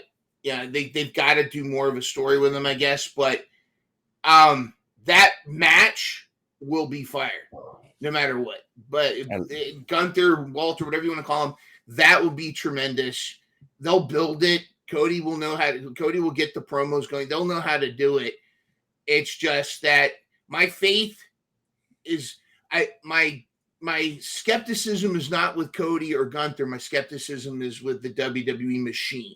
Right. It's when the machine gets involved, because when it's creative is allowed to be creative, they have tremendous stuff. Like one of the best storylines of all of wrestling is the Bloodline Sami Zayn stuff. Right. And yet there's so much else with WWE that you just scratch your head like, huh? What? Why are they doing this? But like when they're hot, they're hot. When they get it, they get it. But when they miss, it's an air brake. Yeah, the only thing I worry about with Cody in WWE is that you know how that crowd is. They will turn on you. Yeah. And they turn on him in AEW. He kind of brought him back towards the end there. But if these people start with that what shit when Cody's cutting promos, I hate that. If it gets to the point where they start that what chant and it gets to the point where people are tired of seeing him tear up and get emotional and all that shit and they turn, that's going to be a problem because there's already more than enough heels on that show. They need a G.I. Joe character, which they have in Cody right now. But I worry about they should have put I don't understand. It's funny because right now WWE is doing so much shit to try to like figure out how to get things on track. Yeah, because they decided not to fucking the perfect solution was to put the belt on Cody. Yeah, that was literally the perfect solution to all these problems that they're having right now. And I'm not saying that they're having all these big problems or anything, but as far as the story with the bloodline and the booking and all that shit, like you had a perfect setup thing for Cody to win, and now you have this new belt, which is a fucking it's a consolation prize. Yeah, AJ Styles even said so on a podcast. He literally said those words. He's like, "Well, Roman's got all the other belts, so we need a belt. So there it is." That's literally what he said. And that's so stupid. Now, let me clarify my original point. I said I understand why they did what they did. I don't agree with the decision at all. Yeah, I think that was stupid. I think because a swerve is a swerve. Everybody loves a good swerve, but you don't have to be a carny piece of shit and swerve all the time. Yeah. Sometimes you gotta let the hero win. You've got to let them get that 1, 2, 3. I mean, because you got to wrap up the story. And I think they did it because they felt it was predictable or whatever. But see, now, like you said, it's created so many problems. And they underestimated how white hot the Sami Zayn stuff was going to be. Yeah. They could have again, armchair booker, who knows what's going on. That's what we do on this show. I would have rather not pulled the trigger on the Sami turn until WrestleMania, but start planting the seeds. And have at WrestleMania Sami cost Roman the championship. See, and then have that whole storyline. See, now my booking of the WrestleMania thing would have been because you know how it turned out. Solo came out. They threw Solo out, first of all. Then he just miraculously he's like, no, fuck that. I'm coming back out. I don't care that I just got thrown out. Comes back out, hits the spike, and then whatever. Yeah. My thing was, why not? Let you have that happen. You have Solo come out again. He's about to spike Cody. Why not have Sami come out and get rid of Solo, or maybe Cody gets rid of Solo, however he does. Sami Haluva kicks Roman while the ref's not bumped or whatever on the ground, not seeing shit. And then you have Cody win. Now, again, kind of cheapens the Cody win. You don't really want Cody winning due to these nefarious whatever. You could have Roman can then go, well, hey, you didn't win fair and square. Yeah. I want my rematch. And but you're right. So it is hard. Again, it's difficult to do these things because I always tend to look at it from the booking standpoint. Yeah. Because as one thing I hate in championship matches is bullshit DQ endings and interference endings. I hate that shit. I hate it. But if you were gonna do that, why not do it in the favor of Cody instead of whatever we're doing now? So I agree, which is something that I think AEW does so sparingly that when they do, it's great. Do something like that, it's effective. Like Ricky Starks getting the DQ on Jay White was the right move. Because now it's building up to Double or Nothing. But it's that was the right move. It perpetuated the story. And that shit was funny the way he did that shit too. He was just kind of like, fuck it. I don't give a fuck. Fuck this match. And he fucking hit him with a chair. I was like, that got a WWE question for you. All right. Same question that I'd asked you about Ring of Honor. And this, you might be thinking the same person. And I didn't think about this when they started this whole gimmick. Who is the biggest star other than Roman Reigns and all that? Who do you think is the MVP right now of WWE? I mean, it's if you're probably gonna want to go with Seth Rollins. He's holding the company down. But let me add on to that. Let's get rid of Cody and Roman and Seth and the big Yeah. gigantic stars. Let's Who's kind of getting the toss them most all to the TikTok side. and shorts and videos, and who's getting the most attention right now? Besides, well, let me answer that in a different way. Not so much who's the biggest star, but who do I see the most, maybe the most potential in becoming extremely huge. Right now, I would say Bronson Reed. Okay. Yeah. Bronson Reed right now his character is fantabulous. Mm-hmm. Like, it's when he first came out, it was like, okay, cool, big bruiser guy, bodyguard type of dude. He's coming out with the Miz. Not a big fan of that, but getting him in the door, I get it. And then immediately the next week, he was like, fuck you, Miz. I don't work for you. You paid me. I did my job. Get the fuck away from me. Yeah. I was like, awesome. Then they kind of like fumbled a little bit. They put him in a few matches. They made him look really strong, even though he lost. But now he's literally like taking the Walter route where he's like, no. I am Bronson Reed. Yep. I am going to transform this show. I'm going to bring this show to prominence, and I'm going to do it by force. And I love it. He's kind of gone the Drew McIntyre route where he left, did his Jonah thing. Mm-hmm. Now he's back. And yes, he's the real deal. He's big man slapping man meat, and that's, I agree. Fucking guy beat Okada. Like, he beat Okada. Like, you can't just bring him in and have him job to somebody and, like, well, now you're in WWE, you got to build your up. That, not in today's fan base, because there's a whole mythology with this guy. That would be like when you first bring Brock Lesnar out, you've got to have him job to the Hurricane.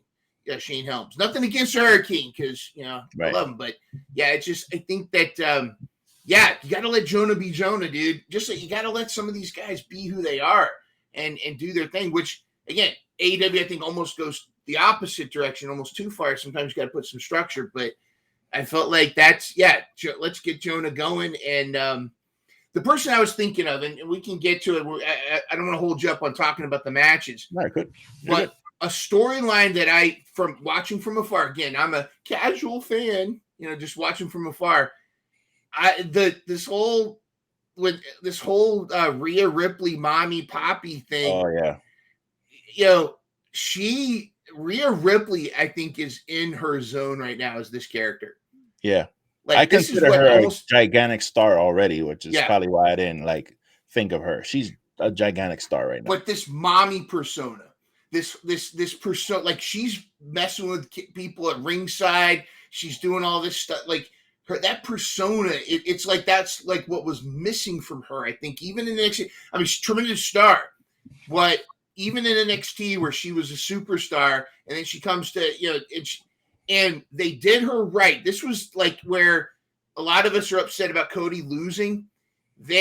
Her match with Charlotte was an apology for her first WrestleMania match with Charlotte. And it was a good apology. Like that was one of the best matches of WrestleMania, the two of them. And say what you want about Charlotte. She can go, but Rhea Ripley as the mommy persona. I mean, Dominic's Dominic. Yeah. But her as that character, and one of the best moments in recent WWE television was when Paul Heyman had the Bloodline facing what's their crew? The Dark Order. Judgment Day. Yeah, Judgment Day. And Rhea's staring down Solo. And Solo switches places with Jay. And then she switches, like Finn just backs up and Rhea just stares him down. That whole thing, you can hear the crowd go, oh! Yeah. And immediately, everybody's brain is going to Rhea versus Solo. Ooh, yeah. let's book it, man. Yeah, let's do that.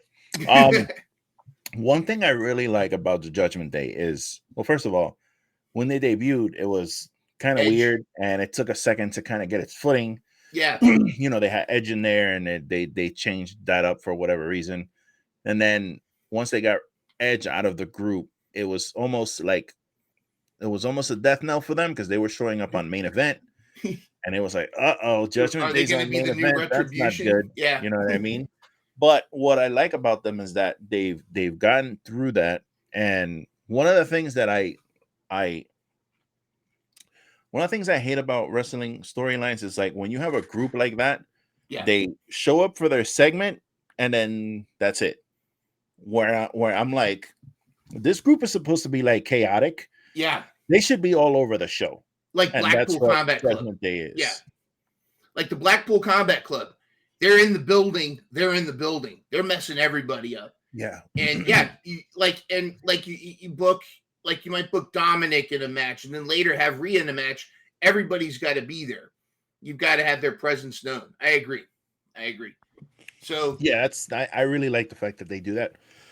I don't know what happened. Like my throat immediately just like closed on me for some reason.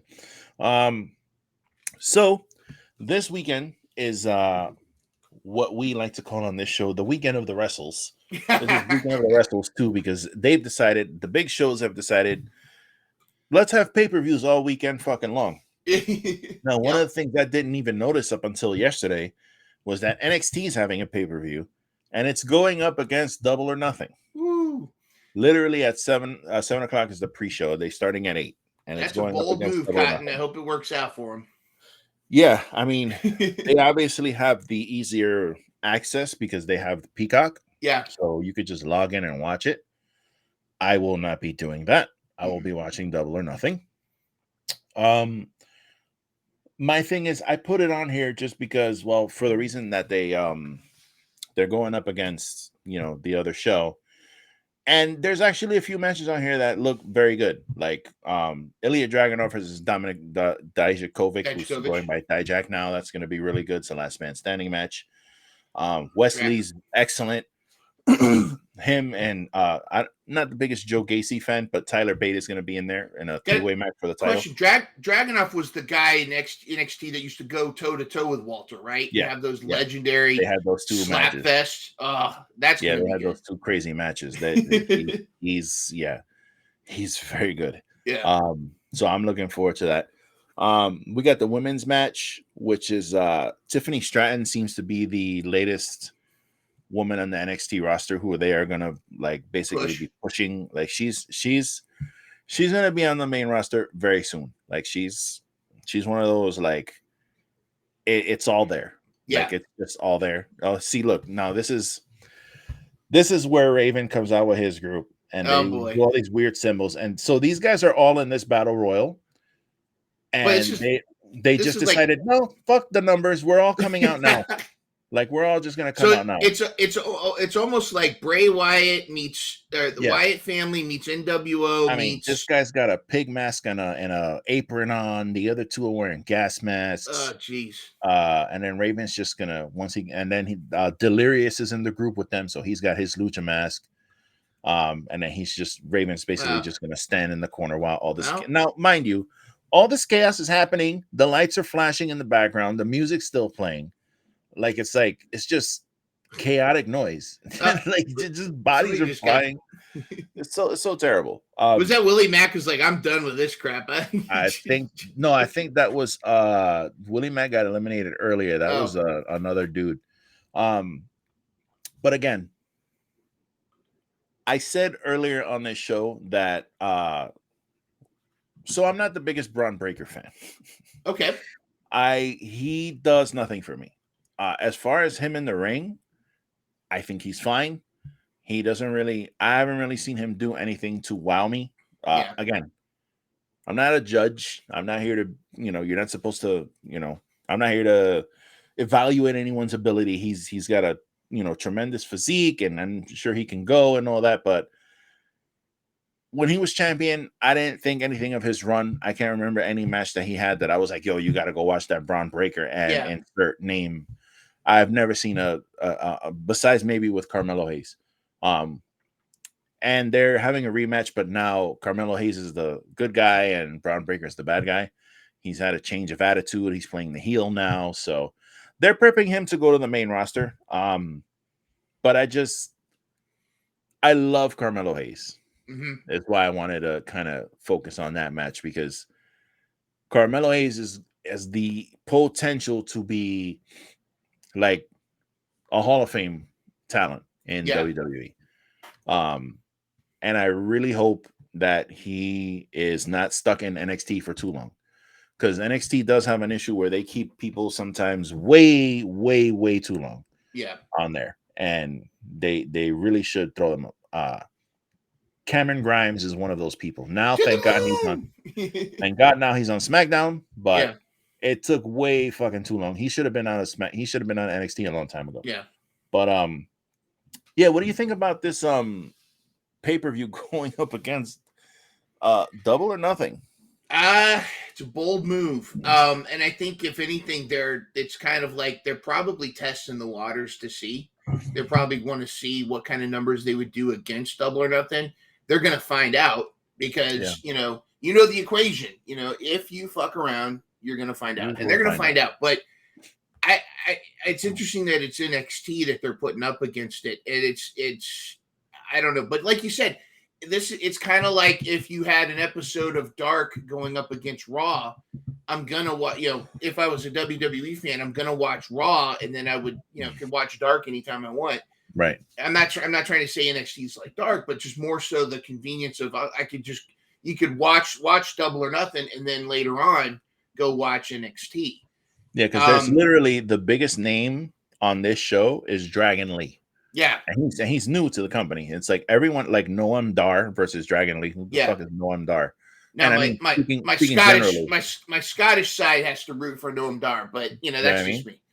It's just like you got Gallus, which is Mark Coffey and Wolfgang versus the Creed brothers. Like that's not exactly like world beating names there in your tag team championship match. You know what I mean? Should be a good match, but it's like you're going up against a giant pay-per-view. Now it's funny because the Night of Champions, which is the next pay-per-view I wanted to talk about. Yeah, that's happening at I think.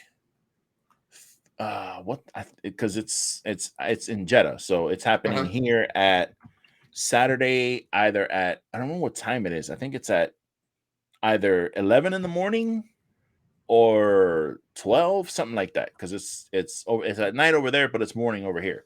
Yeah. So I thought maybe they would have the NXT show at 8 o'clock because that slot's open, and usually they have their pay-per-views on Saturday. But nope, they're doing it Sunday. So I guess I want Night of Champions to just be its own thing on Saturday, even though it's in the morning, and have. That would have been smarter, because I think that's what they should have done. You would have kept the eyes. People would have gone, all right, well, hey, let's go jump. Let's watch the because NXT. They honestly had a much better chance of me watching that NXT show live if it would have been Saturday night, because I honestly have no plans this Saturday night. So I was gonna watch, the pay-per-view in the morning, and then I would have had that one at night. I probably would have watched it live, but now they have no chance of me watching that. Yeah, I'm not sure what that decision is, other than for them to just see how the numbers turn out against Double or Nothing. Kind of an interesting question, because how there's a Jeff Lindbergh. How there's WrestleMania weekend, right? And a lot of independent shows book shows around WrestleMania weekend wherever they are. They'll book shows, it's like WrestleMania weekend. Do you see AEW Double or Nothing kind of being the AEW version of that? Because like Vegas is a great spot, centrally located, where because I think GCW had the Collective there last year, and there's a lot of things. Or is there another AEW pay-per-view that you see could become kind of like that must go to weekend where indie shows book around that? You know what I mean? I thought maybe Revolution would be there. Yeah. Kind of like WrestleMania. But I do like the idea of Double or Nothing, because you're in Vegas. And I think I saw earlier Tony Khan was posting something about that they're having like a full day event there. So that's cool. You need to have those things. You need to have a fan fest, not just a regular meet and greet. I mean, this is Double or Nothing. This is a big show. You got the big set. You want to have a big set with the poker chips and all that shit like you had the last time. And you want to have a full day event with people where you got meet and greets and shows, and maybe somebody can record a podcast or something there. You know what I mean? Like, that's where you make that like the thing where you have people fly out and just not just show up for a pay-per-view, but they're showing up for a whole weekend of like an event. What do you think they're going to do with all in at Wembley Stadium? Well, that's gonna be nuts. I stopped keeping up with the ticket sales. The last I saw was like 65,000 or something. Which that's dude, it's done.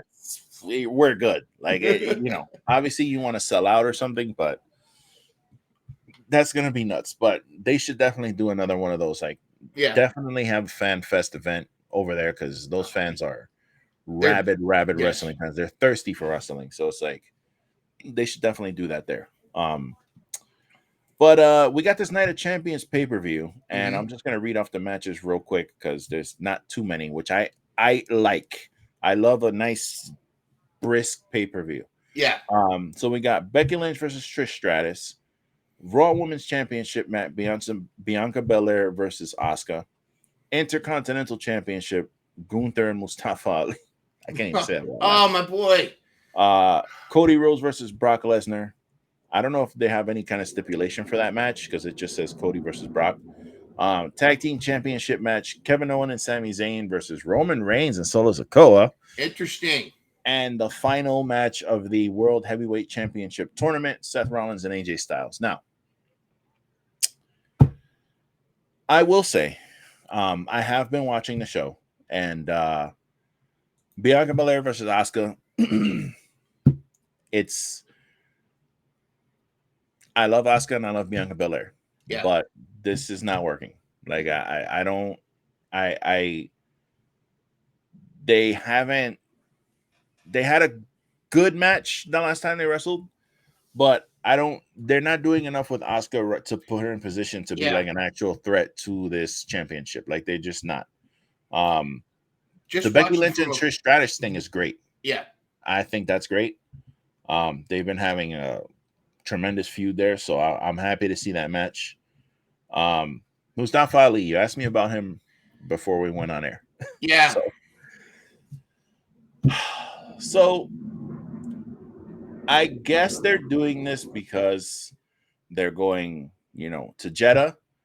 So they want to have Mustafa be there in a high-profile match. But I'm watching Raw, and they got Mustafa back there, and they're interviewing him. And he's basically Mustafa Dallas. He's like the Bo Dallas version, the like Mustafa. Yeah, he's like a version of like Bo Dallas now. Everything's like positivity, and he believes and all this other shit. And he started off with that, and then he stopped himself, and he's like, you know what? I don't even want to like come at you like this. This match means everything to me. This match means that I'm and fucking literally, they literally had Brock Lesnar push the cameraman out of the way as he walked by, and the cameraman like shakes and then points the camera towards Brock, and Brock points at Mustafa Ali and says, "Get a life, kid," and walks out of the room during Mustafa's promo live on TV. And then they put the camera back on Mustafa, and he goes and walks away. And I'm like, what the fuck? Like, really? Could you have made this guy look like a bigger geek? There was literally no other way to make him look like a bigger geek than that. See, this pisses me off because, like, Mustafa Ali earned so much cred with me when he came back and he became the leader of one of the worst ideas that WWE has ever tried to do. Originally, it was supposed to be some kind of Antifa gimmick. And then they stopped. They didn't know what they were going to do with it. And it just went, they didn't know how, they had no direction, no idea. It was probably just Vince in the back going, oh, this will be some good shit. And then it was one of the worst gimmicks to the point where like Mercedes Martinez won it out. Everybody was like T-bar and slap nuts and all that. And then Mustafa Ali is revealed as the leader of Retribution and single-handedly nearly gets the gimmick over just by his promos. He's on Raw Talk, and he's like, seriously, he goes, first of all, it's Mustafa, not Mustafa. Get it right. and he goes on this whole rant about how it's what's wrong with the industry, it's what's wrong with it, and it's like he's almost doing the Eddie Kingston thing where the shoot and work is kind of the same, and he's doing this whole thing, and I'm just like, yeah, freaking retribution, dude, let's do it. And it's almost like he's punished for it.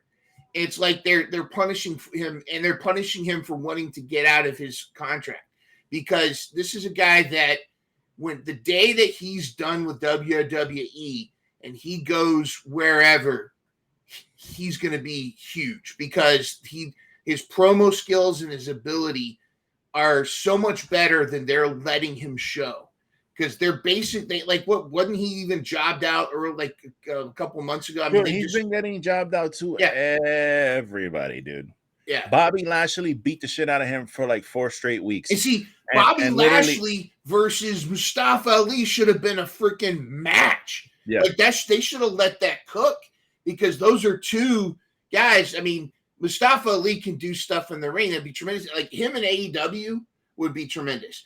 Put him in like Impact, whatever heck, just in the independents. But that's probably one of the main reasons why I have a hard time watching WWE, because I see them do that kind of crap, and I know it's like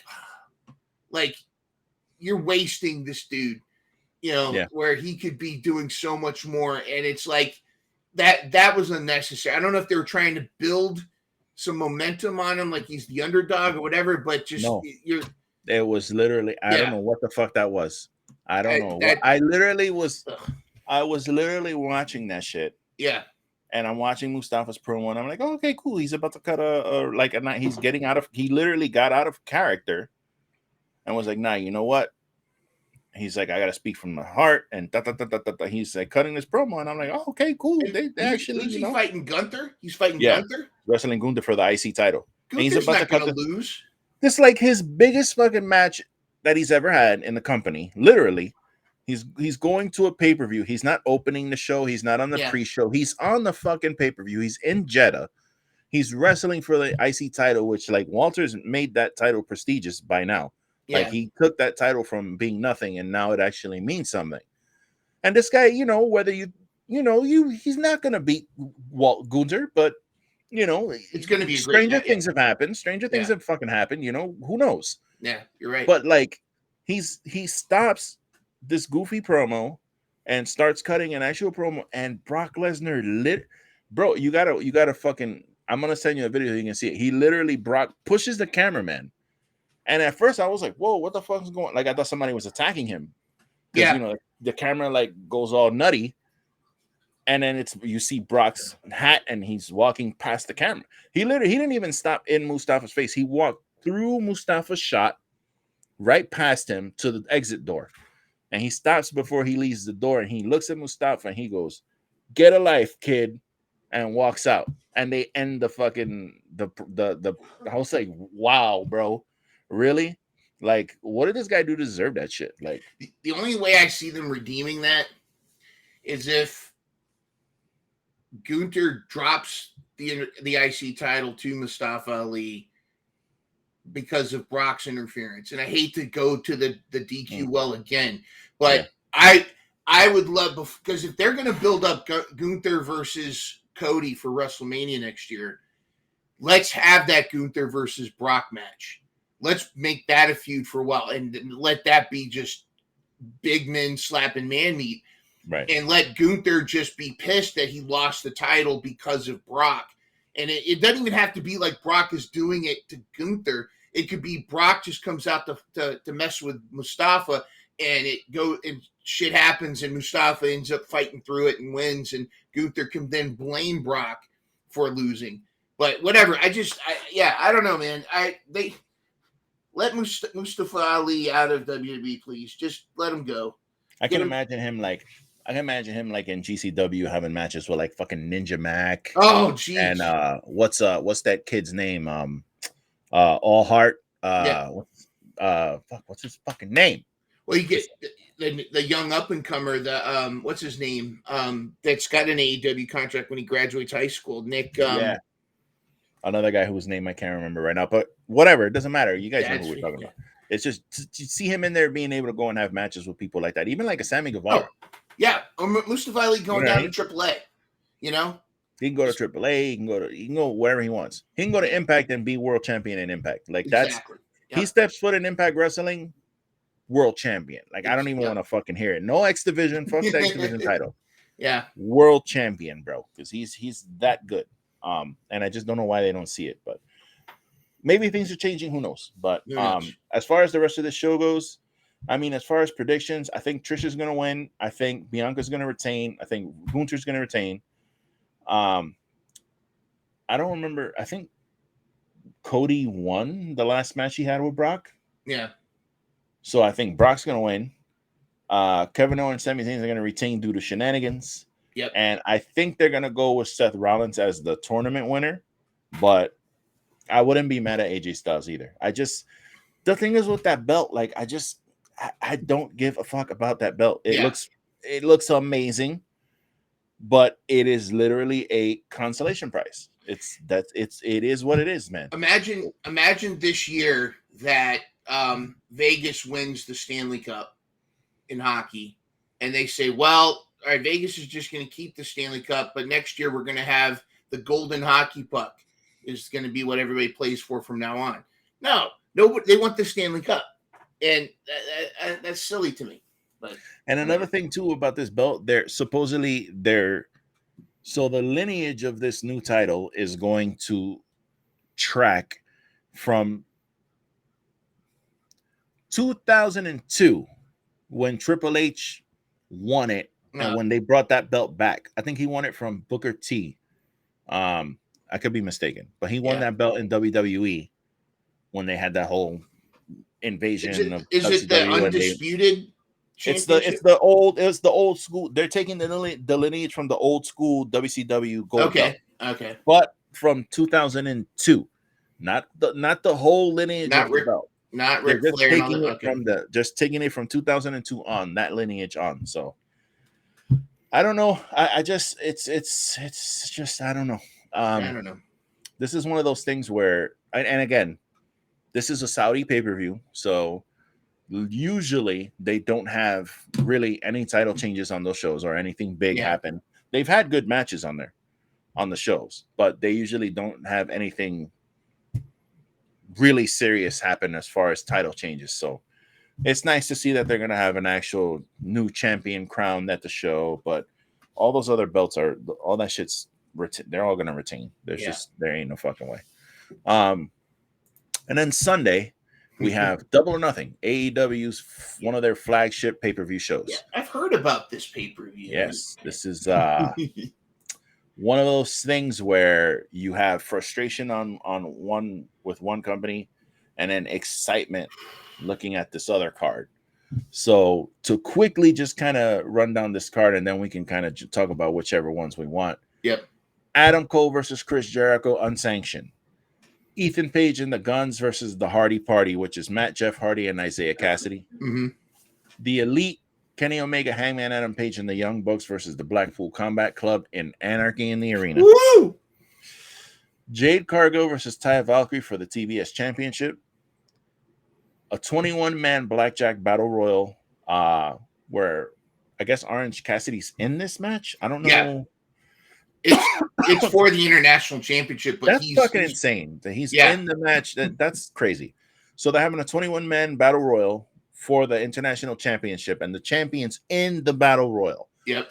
The only other people that I have here that are listed as being in this match is Orange Cassidy, Powerhouse Hobbs, QT Marshall, and Aaron Solo. Everything else says TBA, so I don't know exactly who's in this match. It's gonna be but crazy. Usually there's a surprise entrant in here, so we can talk about that.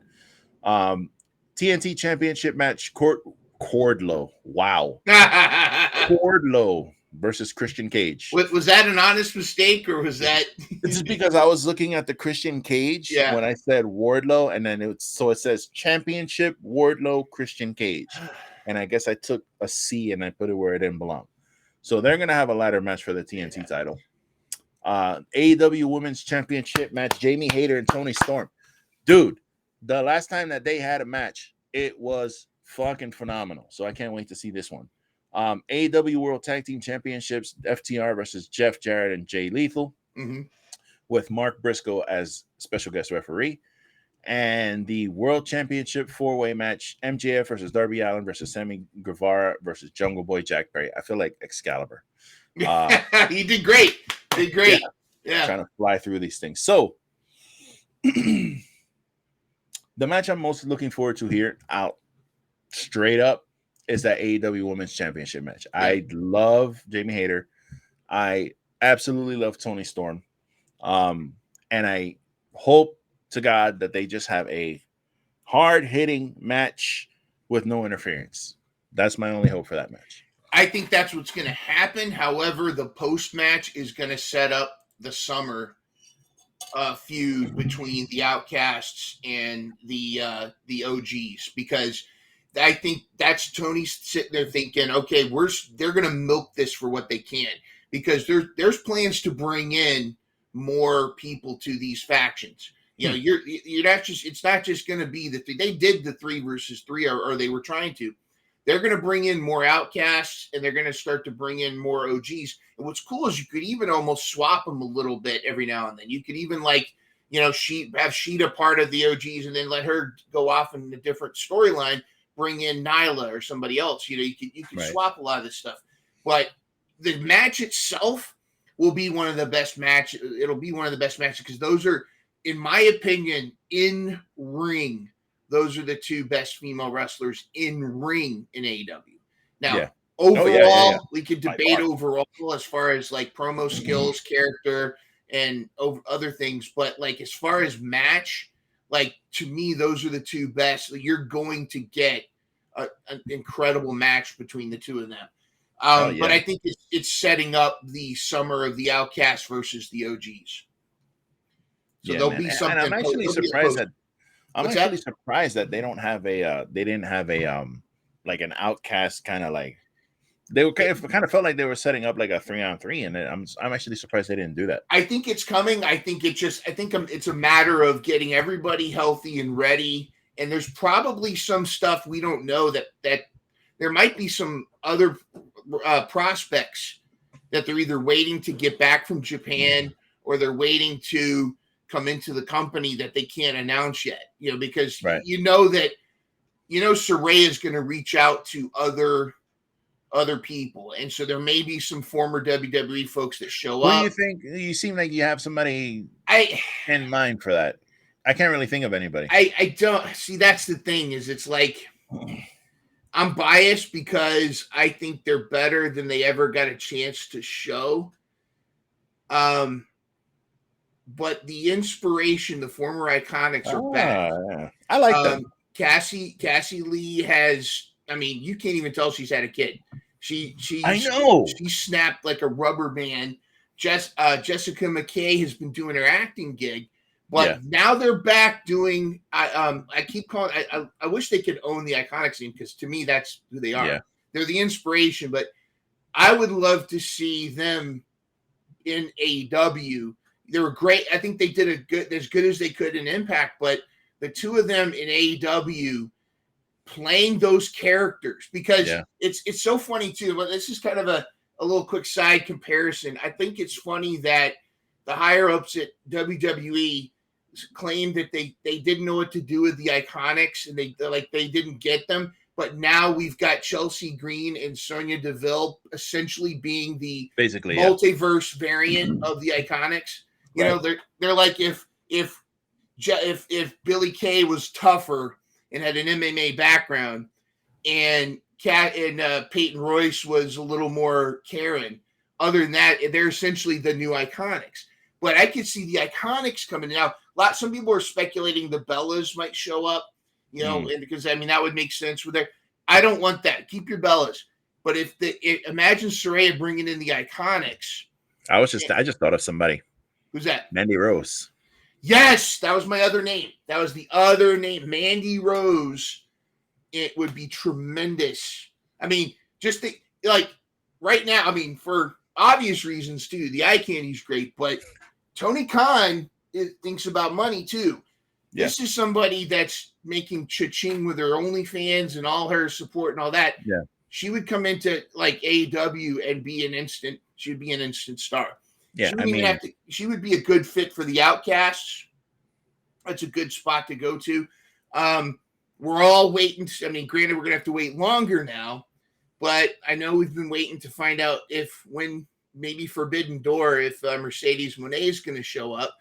I was kind of hoping Trinity would maybe show up, but I know she's going to do her thing. She is now, I think, for Impact what Athena is for ROH, and like she's going to be the it girl in Impact, I think, because she's just she's such a star, and the pop she got when she debuted, everybody kind of knew she was coming, but she popped. But I could see them. But there's ways they can go. But just kind of getting back to the whole thing, I kind of scratched my head when they announced Jamie Hayter versus Toni Storm, because I'm kind of like, wait, we've been building up to this big like faction feud, and now it's just a one-on-one. Right. But then you got to think like Tony Khan. This is the setup for the summer, because you got Forbidden Door. You got All In and all Out coming. You've got all these other. You've got Fighter Fest. You've got Fight for the Fun. You've got so much to do this summer. Everybody's been saying we need a blood or guts, a women's blood and guts, and this is the storyline to do that with. But you're gonna need a 5-on-5, and so just a question to you: if you were gonna do a 5-on-5, OGs versus Outcasts, what are the teams? So for me, that's as far as AEW goes. If I'm gonna have OGs, I'm gonna have Britt Baker, Hayter, Sheeta, Serena Deeb. Ooh. Do I want to throw Riho in there, or do I want to have Nyla Rose for muscle? I guess if you're going faces, you're probably gonna go Riho, because you have Nyla in there. Yeah. Nyla's kind of like a heel character. So I would go, Britt Baker, Jamie Hayter. Jamie Hayter could be your muscle. And then you got Sheeta, then you got Deeb, and then you got Riho.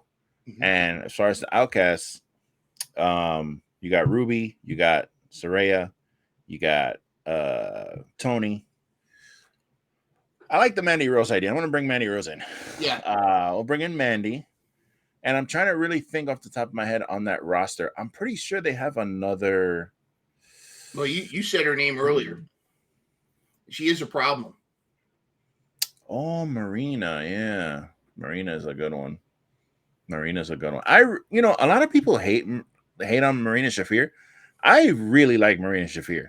It's her presentation. It's obviously her promo presentation and shit needs work, but I like her a lot. Like, I like her style. Like, it's not just your normal flippy dippy or, I'm a powerhouse or I'm a this. She's very meticulous in what she likes to do in the ring. She picks you apart slowly. It's kind of like the old Shayna Baszler character in NXT. I loved, and of course, obviously, they were in the group together. I loved NXT Shayna Baszler. She would just take you apart piece by piece in the ring and just make you tap out. Like, I enjoyed watching her matches because it wasn't just running off the ropes and doing dives and jumping off the top. No, she was fucking putting you on the mat and wearing your ass out. And that's what I like when Marina Shafir does the same thing. She does it very well, to be honest with you. So hopefully, that's a good pick. I'll go with her. I think they messed her up because she's a victim of so much chaos going on in AEW behind the scenes that her debut and the way she was originally presented stunted her growth. She tried that promo she did on Dark where she's wearing the Blossom hat and you don't know me, but you know me. That was that was terrible. That should never have happened. But now she's got Danielson and Moxley in her ear, and she's talking. I mean, if you wanted to recruit a female, you wanted to have a jet fly over house, but if you wanted to recruit a female member of the Blackpool Combat Club, she's a prime candidate because she's one that could take those hits. And I think what they should have done is kind of presented her as like that Shayna Baszler or almost like a female Hook, where she just comes in and just wrecks people, leaves. I think putting her up against Jade was way too soon. She should have just been that show up, wreck people, show up, and then have get to a position like we're in now, where Jade's, defeats even Taya Valkyrie, and then all of a sudden you hear her music, you hear Marina's music, and it's like, oh no. But I think she's she's somebody that was mishandled, but I think they could repackage her and you can already see it now. Like she's not, the whole no shoes thing, whatever, but she's become much more strategic in the ring. And like you could tell there's a little bit of direction. I think, again, goes back to, this is where WWE is stronger than AEW is, in that scaffolding. There are two scaffold in WWE, but this was one of those things where I think they should have planned better with her. Yeah. She's somebody they could have introduced in a better way to make her seem like much more of a threat, much more of a problem than she was. I mean, just putting her up against Jade and then she's just gone. Man, she's gone. Yeah. Yeah. Like I do like the female hook idea is fantastic. Mm-hmm. I really think they made a mistake having her with Vicky and Nyla. Love Nyla Rose, but I don't think that was the right thing for her to be involved in that group. I know why they did it though. I mean, like Nyla makes up for Marina's lack of skills on the mic, and Vicky's a mouthpiece, but the chemistry wasn't there. I don't think it was. Yeah, that didn't work for me. But we'll see where it goes, man. I mean, she's working on her craft. She's doing her thing. She is a problem. I like Marina. I think what they should honestly do is kind of, they don't have to pair her up all the time, but maybe like on Rampage, if Rampage is going to be the new Dark or whatever, or have Marina come out, have Roddy come out with her. Just have Roddy come out with her. Roddy's super over. That's his wife. It makes sense. Have him come out with her and just she'll get a little bit of the rub off of him, because they're not going to boo her while he's out there. Nope. They're not going to fucking do that. So I think that would work. But but I think the Blackpool Combat Club, like, have her, and just imagine you got Wheeler, you got Claudio, you've got all these guys, and then you got just her. She's always wearing hoodies anyway. Yeah, she can just wear a Blackpool hoodie. Yeah, I think that's the way to go with her. Yeah, so I mean that's really my most anticipated match. Like, I'm gonna be glued to the TV when that match is going on. But that Anarchy in the Arena, dude, that's gonna be fucking bananas. It's just gonna be crazy, because that's gonna go all over the place. The last Anarchy in the Arena match was phenomenal. Nick was actually there for it at the pay-per-view. And he said it was bananas the way they just played Wild Thing for like that was so cool. Like 9 minutes they just kept playing Moxley's theme. So yeah, I'm looking forward to seeing that. Honestly, I've never been disappointed by a AEW pay-per-view. I'm always left in awe of how good it was. And this isn't anything against WWE, because WWE has had some, the last 6 or 7 pay-per-views for me have been great. So I'm not saying anything bad against them, but it's just AEW is just different. They're just, I'm always left surprised at my picks. That's why we like to come out here, and I like to do. Nick is not really the biggest fan of doing the picks, but I like doing them because I like going back and seeing, oh shit, okay, so that's what I thought they were gonna do, and this is what actually happened. Fuck, I didn't even think of that, because this has happened a few times. Yeah. So Ethan Page and the Guns, the Hardy Party. Question whatever. about that though is Isaiah Cassidy is allegedly injured. Really? Who's going to replace Isaiah at the pay-per-view? Oh man, there's a surprise his coming. Brother's hurt too. What's his that? His brother's hurt too, so it's not going to be his brother. Nope. Somebody's coming in to help the Hardy Boys. Do you think it's going to be Hook? Because Hook was part of the Hardy deletion thing. And that gets him on the pay-per-view. They could do that. Yeah, they could go with Hook. Or a surprise, somebody we haven't seen yet. I was trying to think of who's associated with the Hardys. It's not going to be Senior Benjamin. Now, that would be dope. Or have Matt King Maxwell or the Goth. Yeah.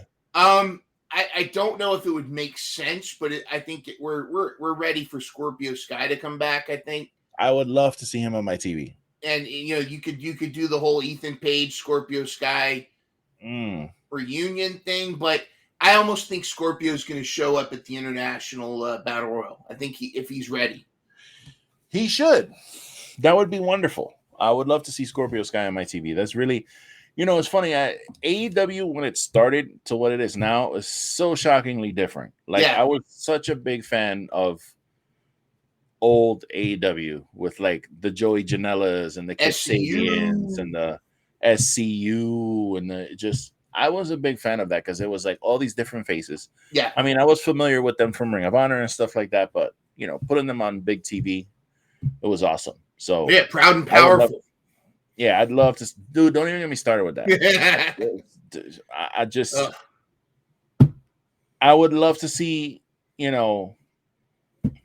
one of them come back because they're both gone off of the TV now. Mm-hmm. I'd like to slot them into the tag team championship match somehow, but we do have this battle royal, so who's to say one of them won't show up? I'd like to see Santana make his comeback, but I don't know if he's still dealing with his injury or what. I don't really know because he's very quiet about that shit. Yeah. But yeah, and then I'm actually looking forward to the battle royal because, the surprise factor of who may be showing up. I was trying to think off the top of my head who might be out there that's like untapped, but really I think everybody's like doing their own thing. So I wouldn't even know how to guess, which is cool because it's going to be a surprise. Yeah, I'd like to see Pac. I'd like to see Miro. Oh. I'd like to see Scorpio Sky. Motherfucking Miro. Miro would be the perfect guy to be the new champion. Yep. For the new international champion, man. He would be perfect. Imagine this. Okay, imagine this. The ring fills up. You've got all these potential people to win, and then you hear, and then Miro just comes in and murks everybody. Yep. As he should. Yes. As he should. Not taking nothing away from Orange Cassidy because he's actually grown on me. I enjoyed him for what he is, but I never was like, I'm not here popping for Orange Cassidy. Yeah. But man, he's grown on me. He really, that motherfucker can wrestle, man. The fact that Shibata wanted to wrestle him. Yeah, that's crazy. That's a huge statement. That he actually requested him as an opponent. And even Will Ospreay has said Orange Cassidy is one of the best wrestlers he's wrestled against. It's just the gimmick. What's that? That fucking Forbidden Door pay-per-view was so good. That pay-per-view was so How sick is this new one gonna be, you think, man, with more people able to travel? Yeah, it's look, Forbidden Door 2 is gonna have a very tough time topping the first one. Yes. Because listen, I've watched it a few times, and this is one of the reasons why I was hoping we were going to get like some type of announcement for HBO Max having AEW content, because I want to rewatch these goddamn pay-per-views. Like I don't want to watch it on a fucking shitty illegal stream. I want to watch it in HD.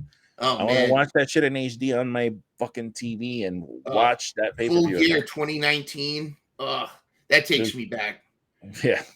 It's whatever. So the new Forbidden Door show, it's got its word cut out for it, because but again, I have yet to be disappointed by these shows. So who do you think is going to be the AEW World Champion at the end of the show?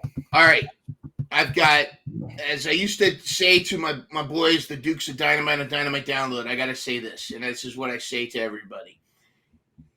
There's your brain, your heart, and your gut. Now, none of them are saying Jungle Boy.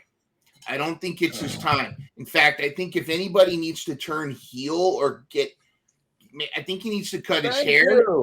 I think he needs to cut his hair, start being Jack Perry, go with the leather Hollywood Jack Perry. Exactly. Hollywood Jack Perry. He needs to be the one to turn heel. It's probably not the time yet. He needs to, in fact, but you can, now that he's done with the Christian stuff, and you can send him on this. He lost at Double or Nothing. He's bitter.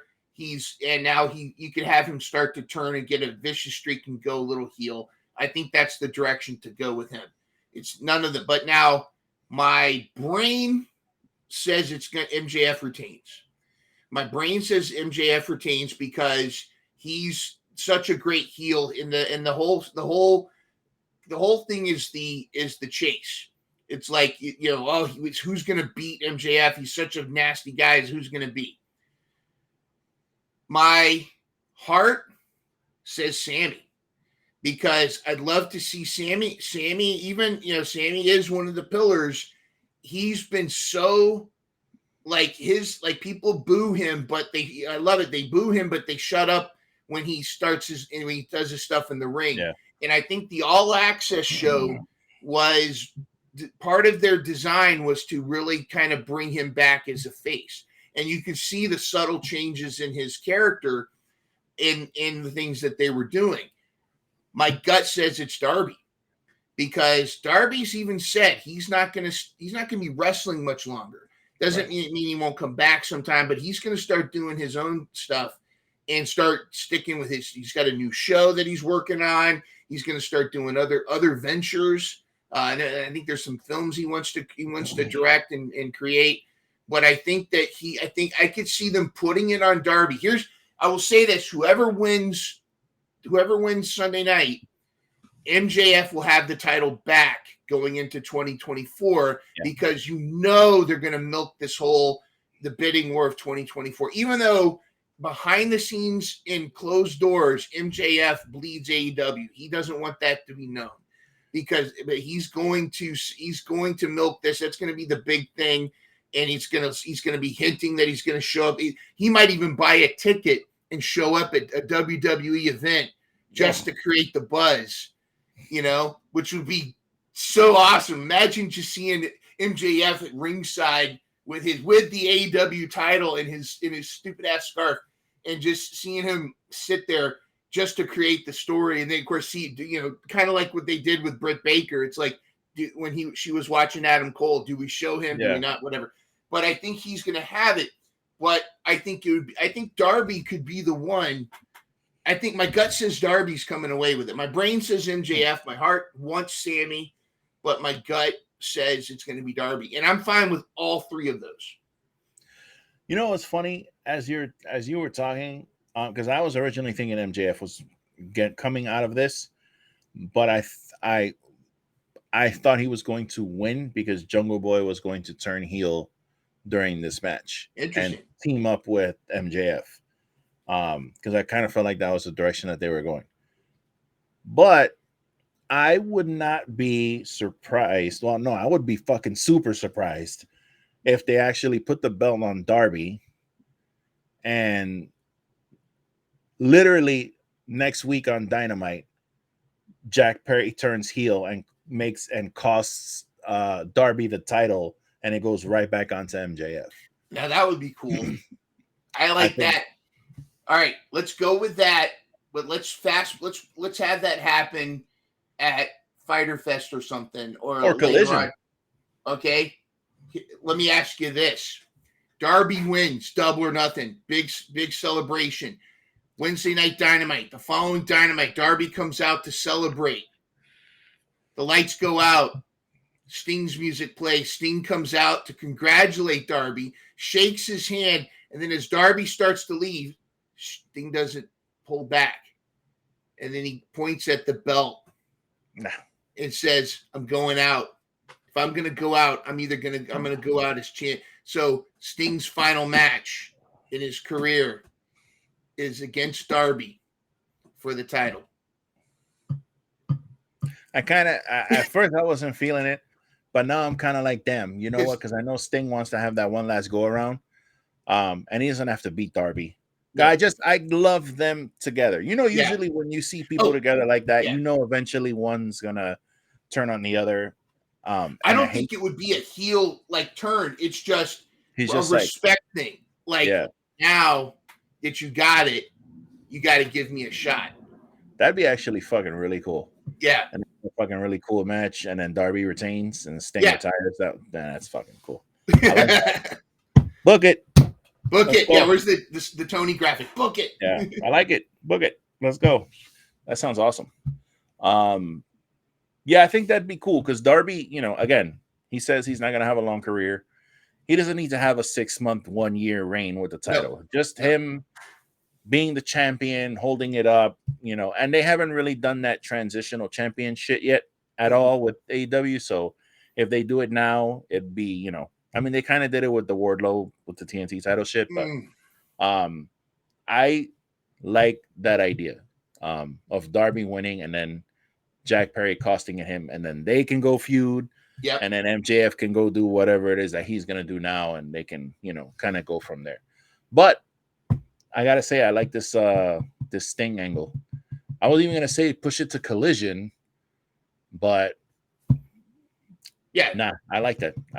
Tony Khan should actually do that. Let's call him up. Let's go. Hey, Tony, he listens to us already. Tony, so. He listens to the show. Yeah, man. FTR, Jeff Jarrett, Mark J. Lethal. I don't see them taking the titles off of FTR. I will say one thing though. Yeah, they're not going to take it off of FTR. But if you could go in a time machine and talk to 2019, you don't have to go far. Heck, you can even go to 2021 A-ARon and say, you're going to like Jeff Jarrett.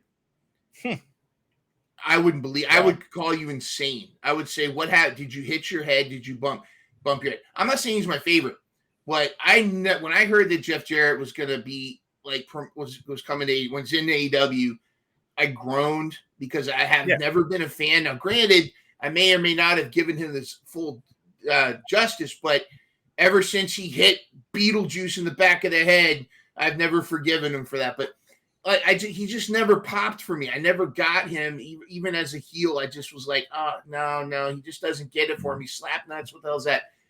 His run in AEW has made me 180 for this guy. He knows his role. He knows, in fact, that whole crew, which shouldn't work. This should be such a busted idea. It should be terrible, but they know their role. When I saw Sanjay Dutt in overalls with a pencil at the Briscoe farm, I was just gonna say with that segment at the Briscoe farm, they really turned me on that. They really turned me. I'm not gonna sit here and say I love Jeff Jarrett or whatever, but he when he had that match with Ric Flair, that fucking Ric Flair's final match or whatever. Yeah. When he came out and he literally went around the entire ringside. I don't know if you watched that match. I watched parts of it. Yeah. He comes out to do his entrance and he literally came out and just berated every single person going all he was like, I'm the fucking heel and you motherfuckers are gonna boo me because I'm the heel. And he berated every person around the entire ringside. They had to restart his music. Yep. Because he was just going around and fucking with all these people and establishing, I am the heel. You are supposed to boo me. So boo me. Ric Flair is the face here. When I saw that, I was like, okay, man, this guy, obviously understatement of the year, but this guy understands wrestling and storytelling. And I was happy when AEW signed him. I was just like, I don't need to see Jeff Jarrett matches. Yeah, backstage probably great, but yeah. But I will say he's definitely I mean, it's not like he can't go. It's not like he's a detriment in the ring or anything. Yeah. He can wrestle his ass off. So, but he's also got that thing that Swerve Strickland has, that sense of story in the ring. He can, his facial expressions where he'll the person's behind him and he goes like that. He knows how to sell a whole match and how to get it going. And another thing about the All Access show is it really shows how involved Sanjay Dutt is behind the scenes too. And he's constantly involved with the promo, backstage promos, and a lot of that stuff. He's somebody that gets it, that understands the role. He's the smarmy. He's almost a Harvey Wimpleman, in a way. He's kind of that character, but he gets it. And Satnam Singh in overalls was screaming mice and men. All he needed was, instead of a rabbit, it was a chicken, and he just another piece of news, breaking news. I don't know if you heard this. But this is really, Jay Lethal has officially filed the trademark for Black Machismo. Really? So I think after they run this thing runs its course. I was never a big fan of that shit. Oh no! I love it. Like I believe me, I love Jay Lethal, but the whole I don't get why I get it's an homage, but I don't get it. Why the fuck are you dressed up like the Macho Man? Why are you acting like the Macho Man? Let it do its thing in AEW.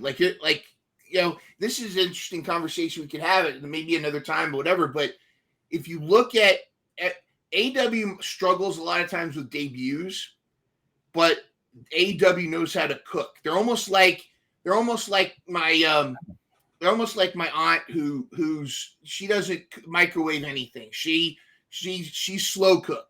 But if you look at Britt Baker, 2019 Britt Baker versus Britt Baker today. Totally different. Dark Order when they first started. Creep fest, creepy, ugh. Now look at them, with especially what Brody Lee did with them and everything like that. You look at the Butcher and the Blade and the Bunny. When they debuted, it was crickets. But now they get a pop. They get a huge pop when they show up. So many people have if you give AEW a chance, they'll pivot in the right direction. They don't always get it right. But I think with Jeff Jarrett and them, I think they pivoted. I think they'll know how to do it. They'll make it good. They'll find a way to make it work, or they'll scrap it. Yeah, it's again, the X factor here is Mark Briscoe as a special guest referee. I don't know what's going on with that. I'm hoping he's not gonna turn heel, because I love Mark Briscoe, and I don't think I'm ready for heel Mark Briscoe yet. I'm still I think it's impossible, for lack of a better word, and I don't want this to sound like it's in poor taste, but I'm still kind of in mourning. Yeah. So I don't think I'm ready for heel Mark Briscoe yet. I like seeing him come out and be the face and come out all fucking energetic for his entrances and have his matches. So I don't think there's a few wrestlers that I don't think ever work as a heel. Just like there's some wrestlers that will never work as a face. MJF could never be a face. Even if I disagree. Well, let me explain. He could be a popular, cheered for heel, in the position of a face, the anti-hero. Yeah, exactly. But he'll never change his persona to be he'll never change, become the good guy. You notice, some people, they have a change of heart. Now they really realize they're for the people. He'll never be that guy. He'll get cheers every time he goes to Long Island. He'll get cheers every time. He can get cheers, but I think he's one that will always be like that. Willow Nightingale, I don't think she'll ever be a heel. I will never boo Willow Nightingale ever. I don't care what she does. There are certain wrestlers you can never change my mind on, no matter what you do, no matter how terrible you book them. Lance Archer's another one. I love Lance Archer. Yeah. But his booking has been terrible in AEW. Outside AEW, dude's killing it. But in AEW, what have you. But I'm interested to say, do you think, though, MJF would work as a face? I've said it on this show many times. I believe that one day MJF is going to be the most gigantic babyface in wrestling. He is going to be the biggest fucking babyface ever in wrestling on AEW. Look, yep. In kind of like a Rock way, That guy is going to be I just think he has the potential he could be the biggest heel, the same way that he's a piece of shit the biggest piece of shit dirt bag. Yeah. I think he has the ability to be the biggest G.I. Joe character, interesting ever. I can see ways where that could happen. I'm not going to disagree with you on that, I guess, but I think that's.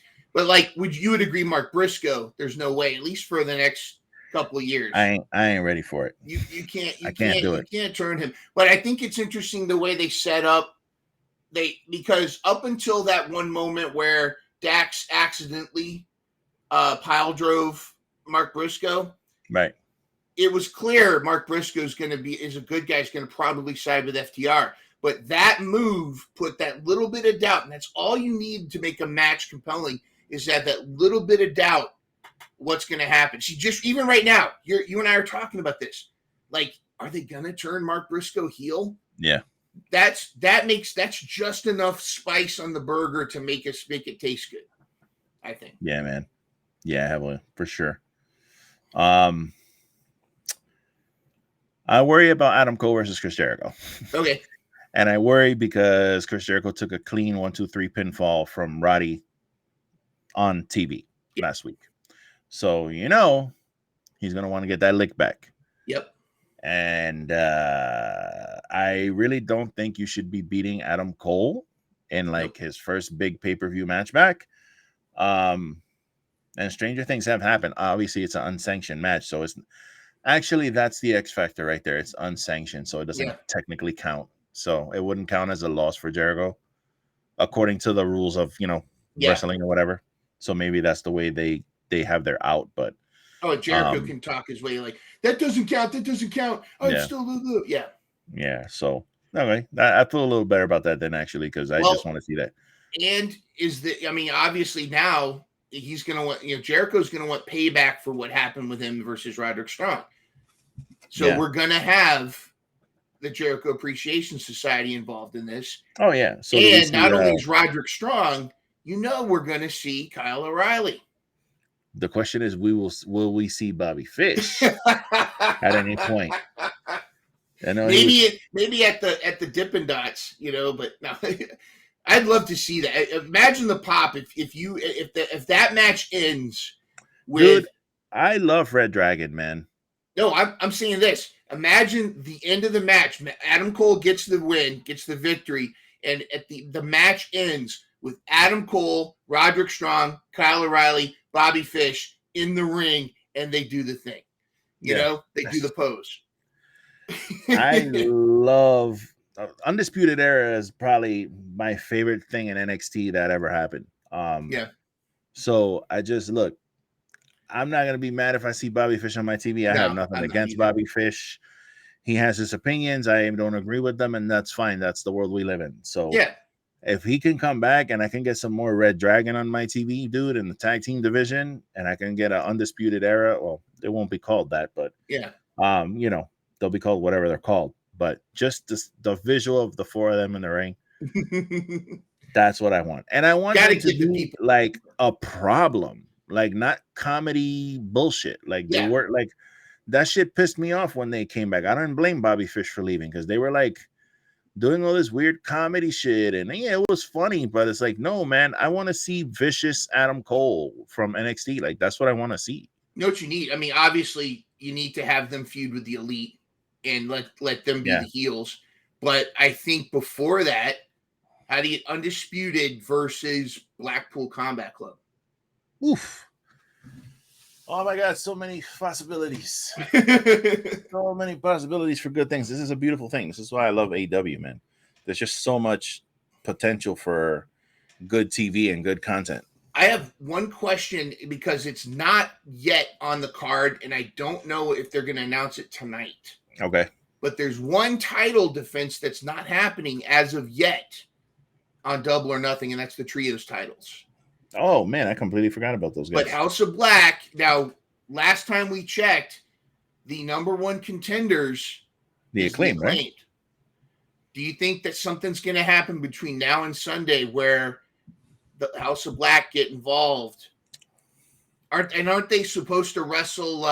No, that's funny because I was looking at this and I'm like, I could have sworn the Acclaimed were on this card and they are not. Wow. But neither is the House of Black. Right. I wonder if the House of Black is going to be. I wonder if House of Black is going to be involved. Like, is that going to be a match? Are they going? If they're gonna do it, they better do it tonight. Yeah, like goddamn go home show. Well, Tony Khan never waits to the last minute to announce a match. He never waits till the week of. Not at all. Yeah, no shit. So we might see that. I just hope that it's not because right now it's 1, 2, 3, 4, 5, 6, 7, 8, 9. 9 matches. Okay. Yeah. These shows are already long as it is. And if you're gonna have, that the Anarchy in the arena match is gonna take a while. Jericho Adam Cole has the potential to last a while just because of the stipulation. And you want to give your championship matches time. So, do you want to add another match here? You can.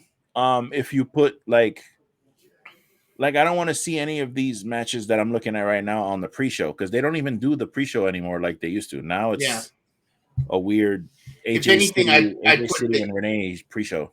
If anything, I'd put the Ethan Page and the Guns versus Hardy Party as the pre-show. But I don't know. Yeah, I or do you just not have the trios match yet? How can you not have the Acclaimed on a pay-per-view though? You can't bro, the Acclaimed. So I went to Dynamite April 20 whatever it was.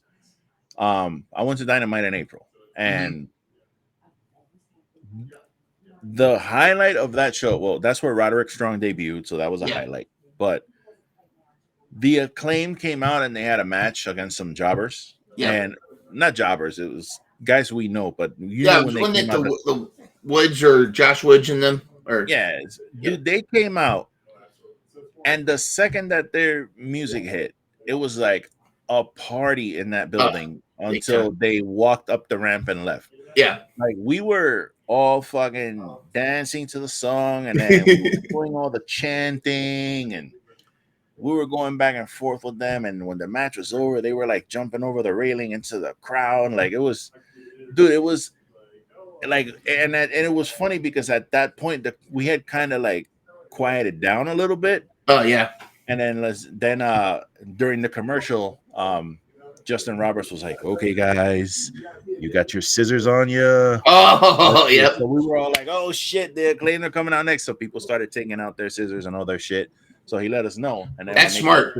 That's smart because you want to put them on Rampage more than because when the crowd's getting tired and sleepy and blown up, then you bring them. So you gotta have them on the show. So I wouldn't be surprised if they end up doing that because it makes total sense. And if you're gonna have 9 matches, fuck it, you might as well have 10. Like, why not? So man, that's basically the show. Unless you got anything else on this. I mean, Jade versus Taya. I really think they should put the belt on Taya. It's time for Jade to move on to other things. I think Jade's gonna win. I think she's gonna get her 60, and then we're gonna see Statlander. I think Statlander's coming back. I'd like that. I got my Nacho Man and Full Tilt Deb here. They're saying that our Dynamite party's about to get on.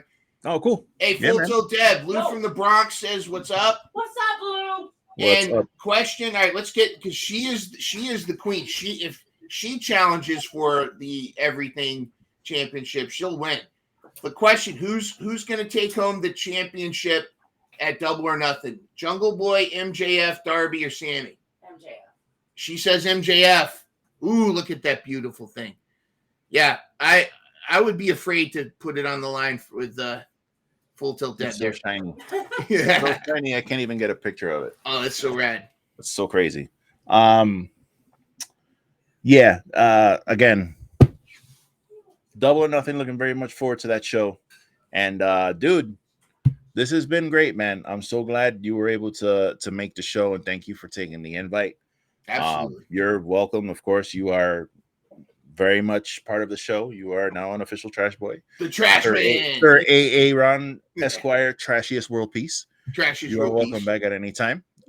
We'd love to have you back with Nick, the other host of this show. Oh, that'd be awesome. So we can kind of have a 3-way dance here. Man, just tell the people about yourself. You guys already know me, Lou from the BX Everything Podcast, Instagram. Hit the link, see all the things, click all the things. Yeah, you already know about me. You know the deals. Yeah. Well, follow Let me them on know about you, man. MYNDRUNNER on Twitter and also on YouTube. I've got the Mental Health Podcast. I had a great chat with Ruckus recently on ADHD. I've a lot of great. I love to have people on too because it's not just exclusive people. It's anybody who wants to talk about their story, their challenges and successes with mental health. We need to talk about it more, but also have a realistic yet positive spin on it too. Not naive, but really talk about that stuff. I also have on my other channel, Mr. Burden Teach. I do an educators podcast where we talk about the good, bad, and the ugly of the education system. But yeah, just check me out on Twitter. That's usually where I spend most of my time. And yeah, it's been awesome. Yeah, man. Thank you once again for joining us on the show. Thank you for having me. Thank you all so much for joining us and watching and clicking and following and putting the views up on the YouTube channel. I appreciate you guys so much for joining us every week for this wonderful show we call Wrestling is Trash. And as always, I like to say, enjoy wrestling, my friends. And as we go out, you look into the eyes of the demon as we depart this show. And as always, this show always ends awkwardly. That's one of the staples of this show, because I still yet to figure out some of these things. So we could do the old Craig Ferguson awkward pause. Yeah, there we go. We can always do like a freeze frame. Oh yeah, freeze frame. 80s freeze frame. Dun, dun, dun, dun, dun.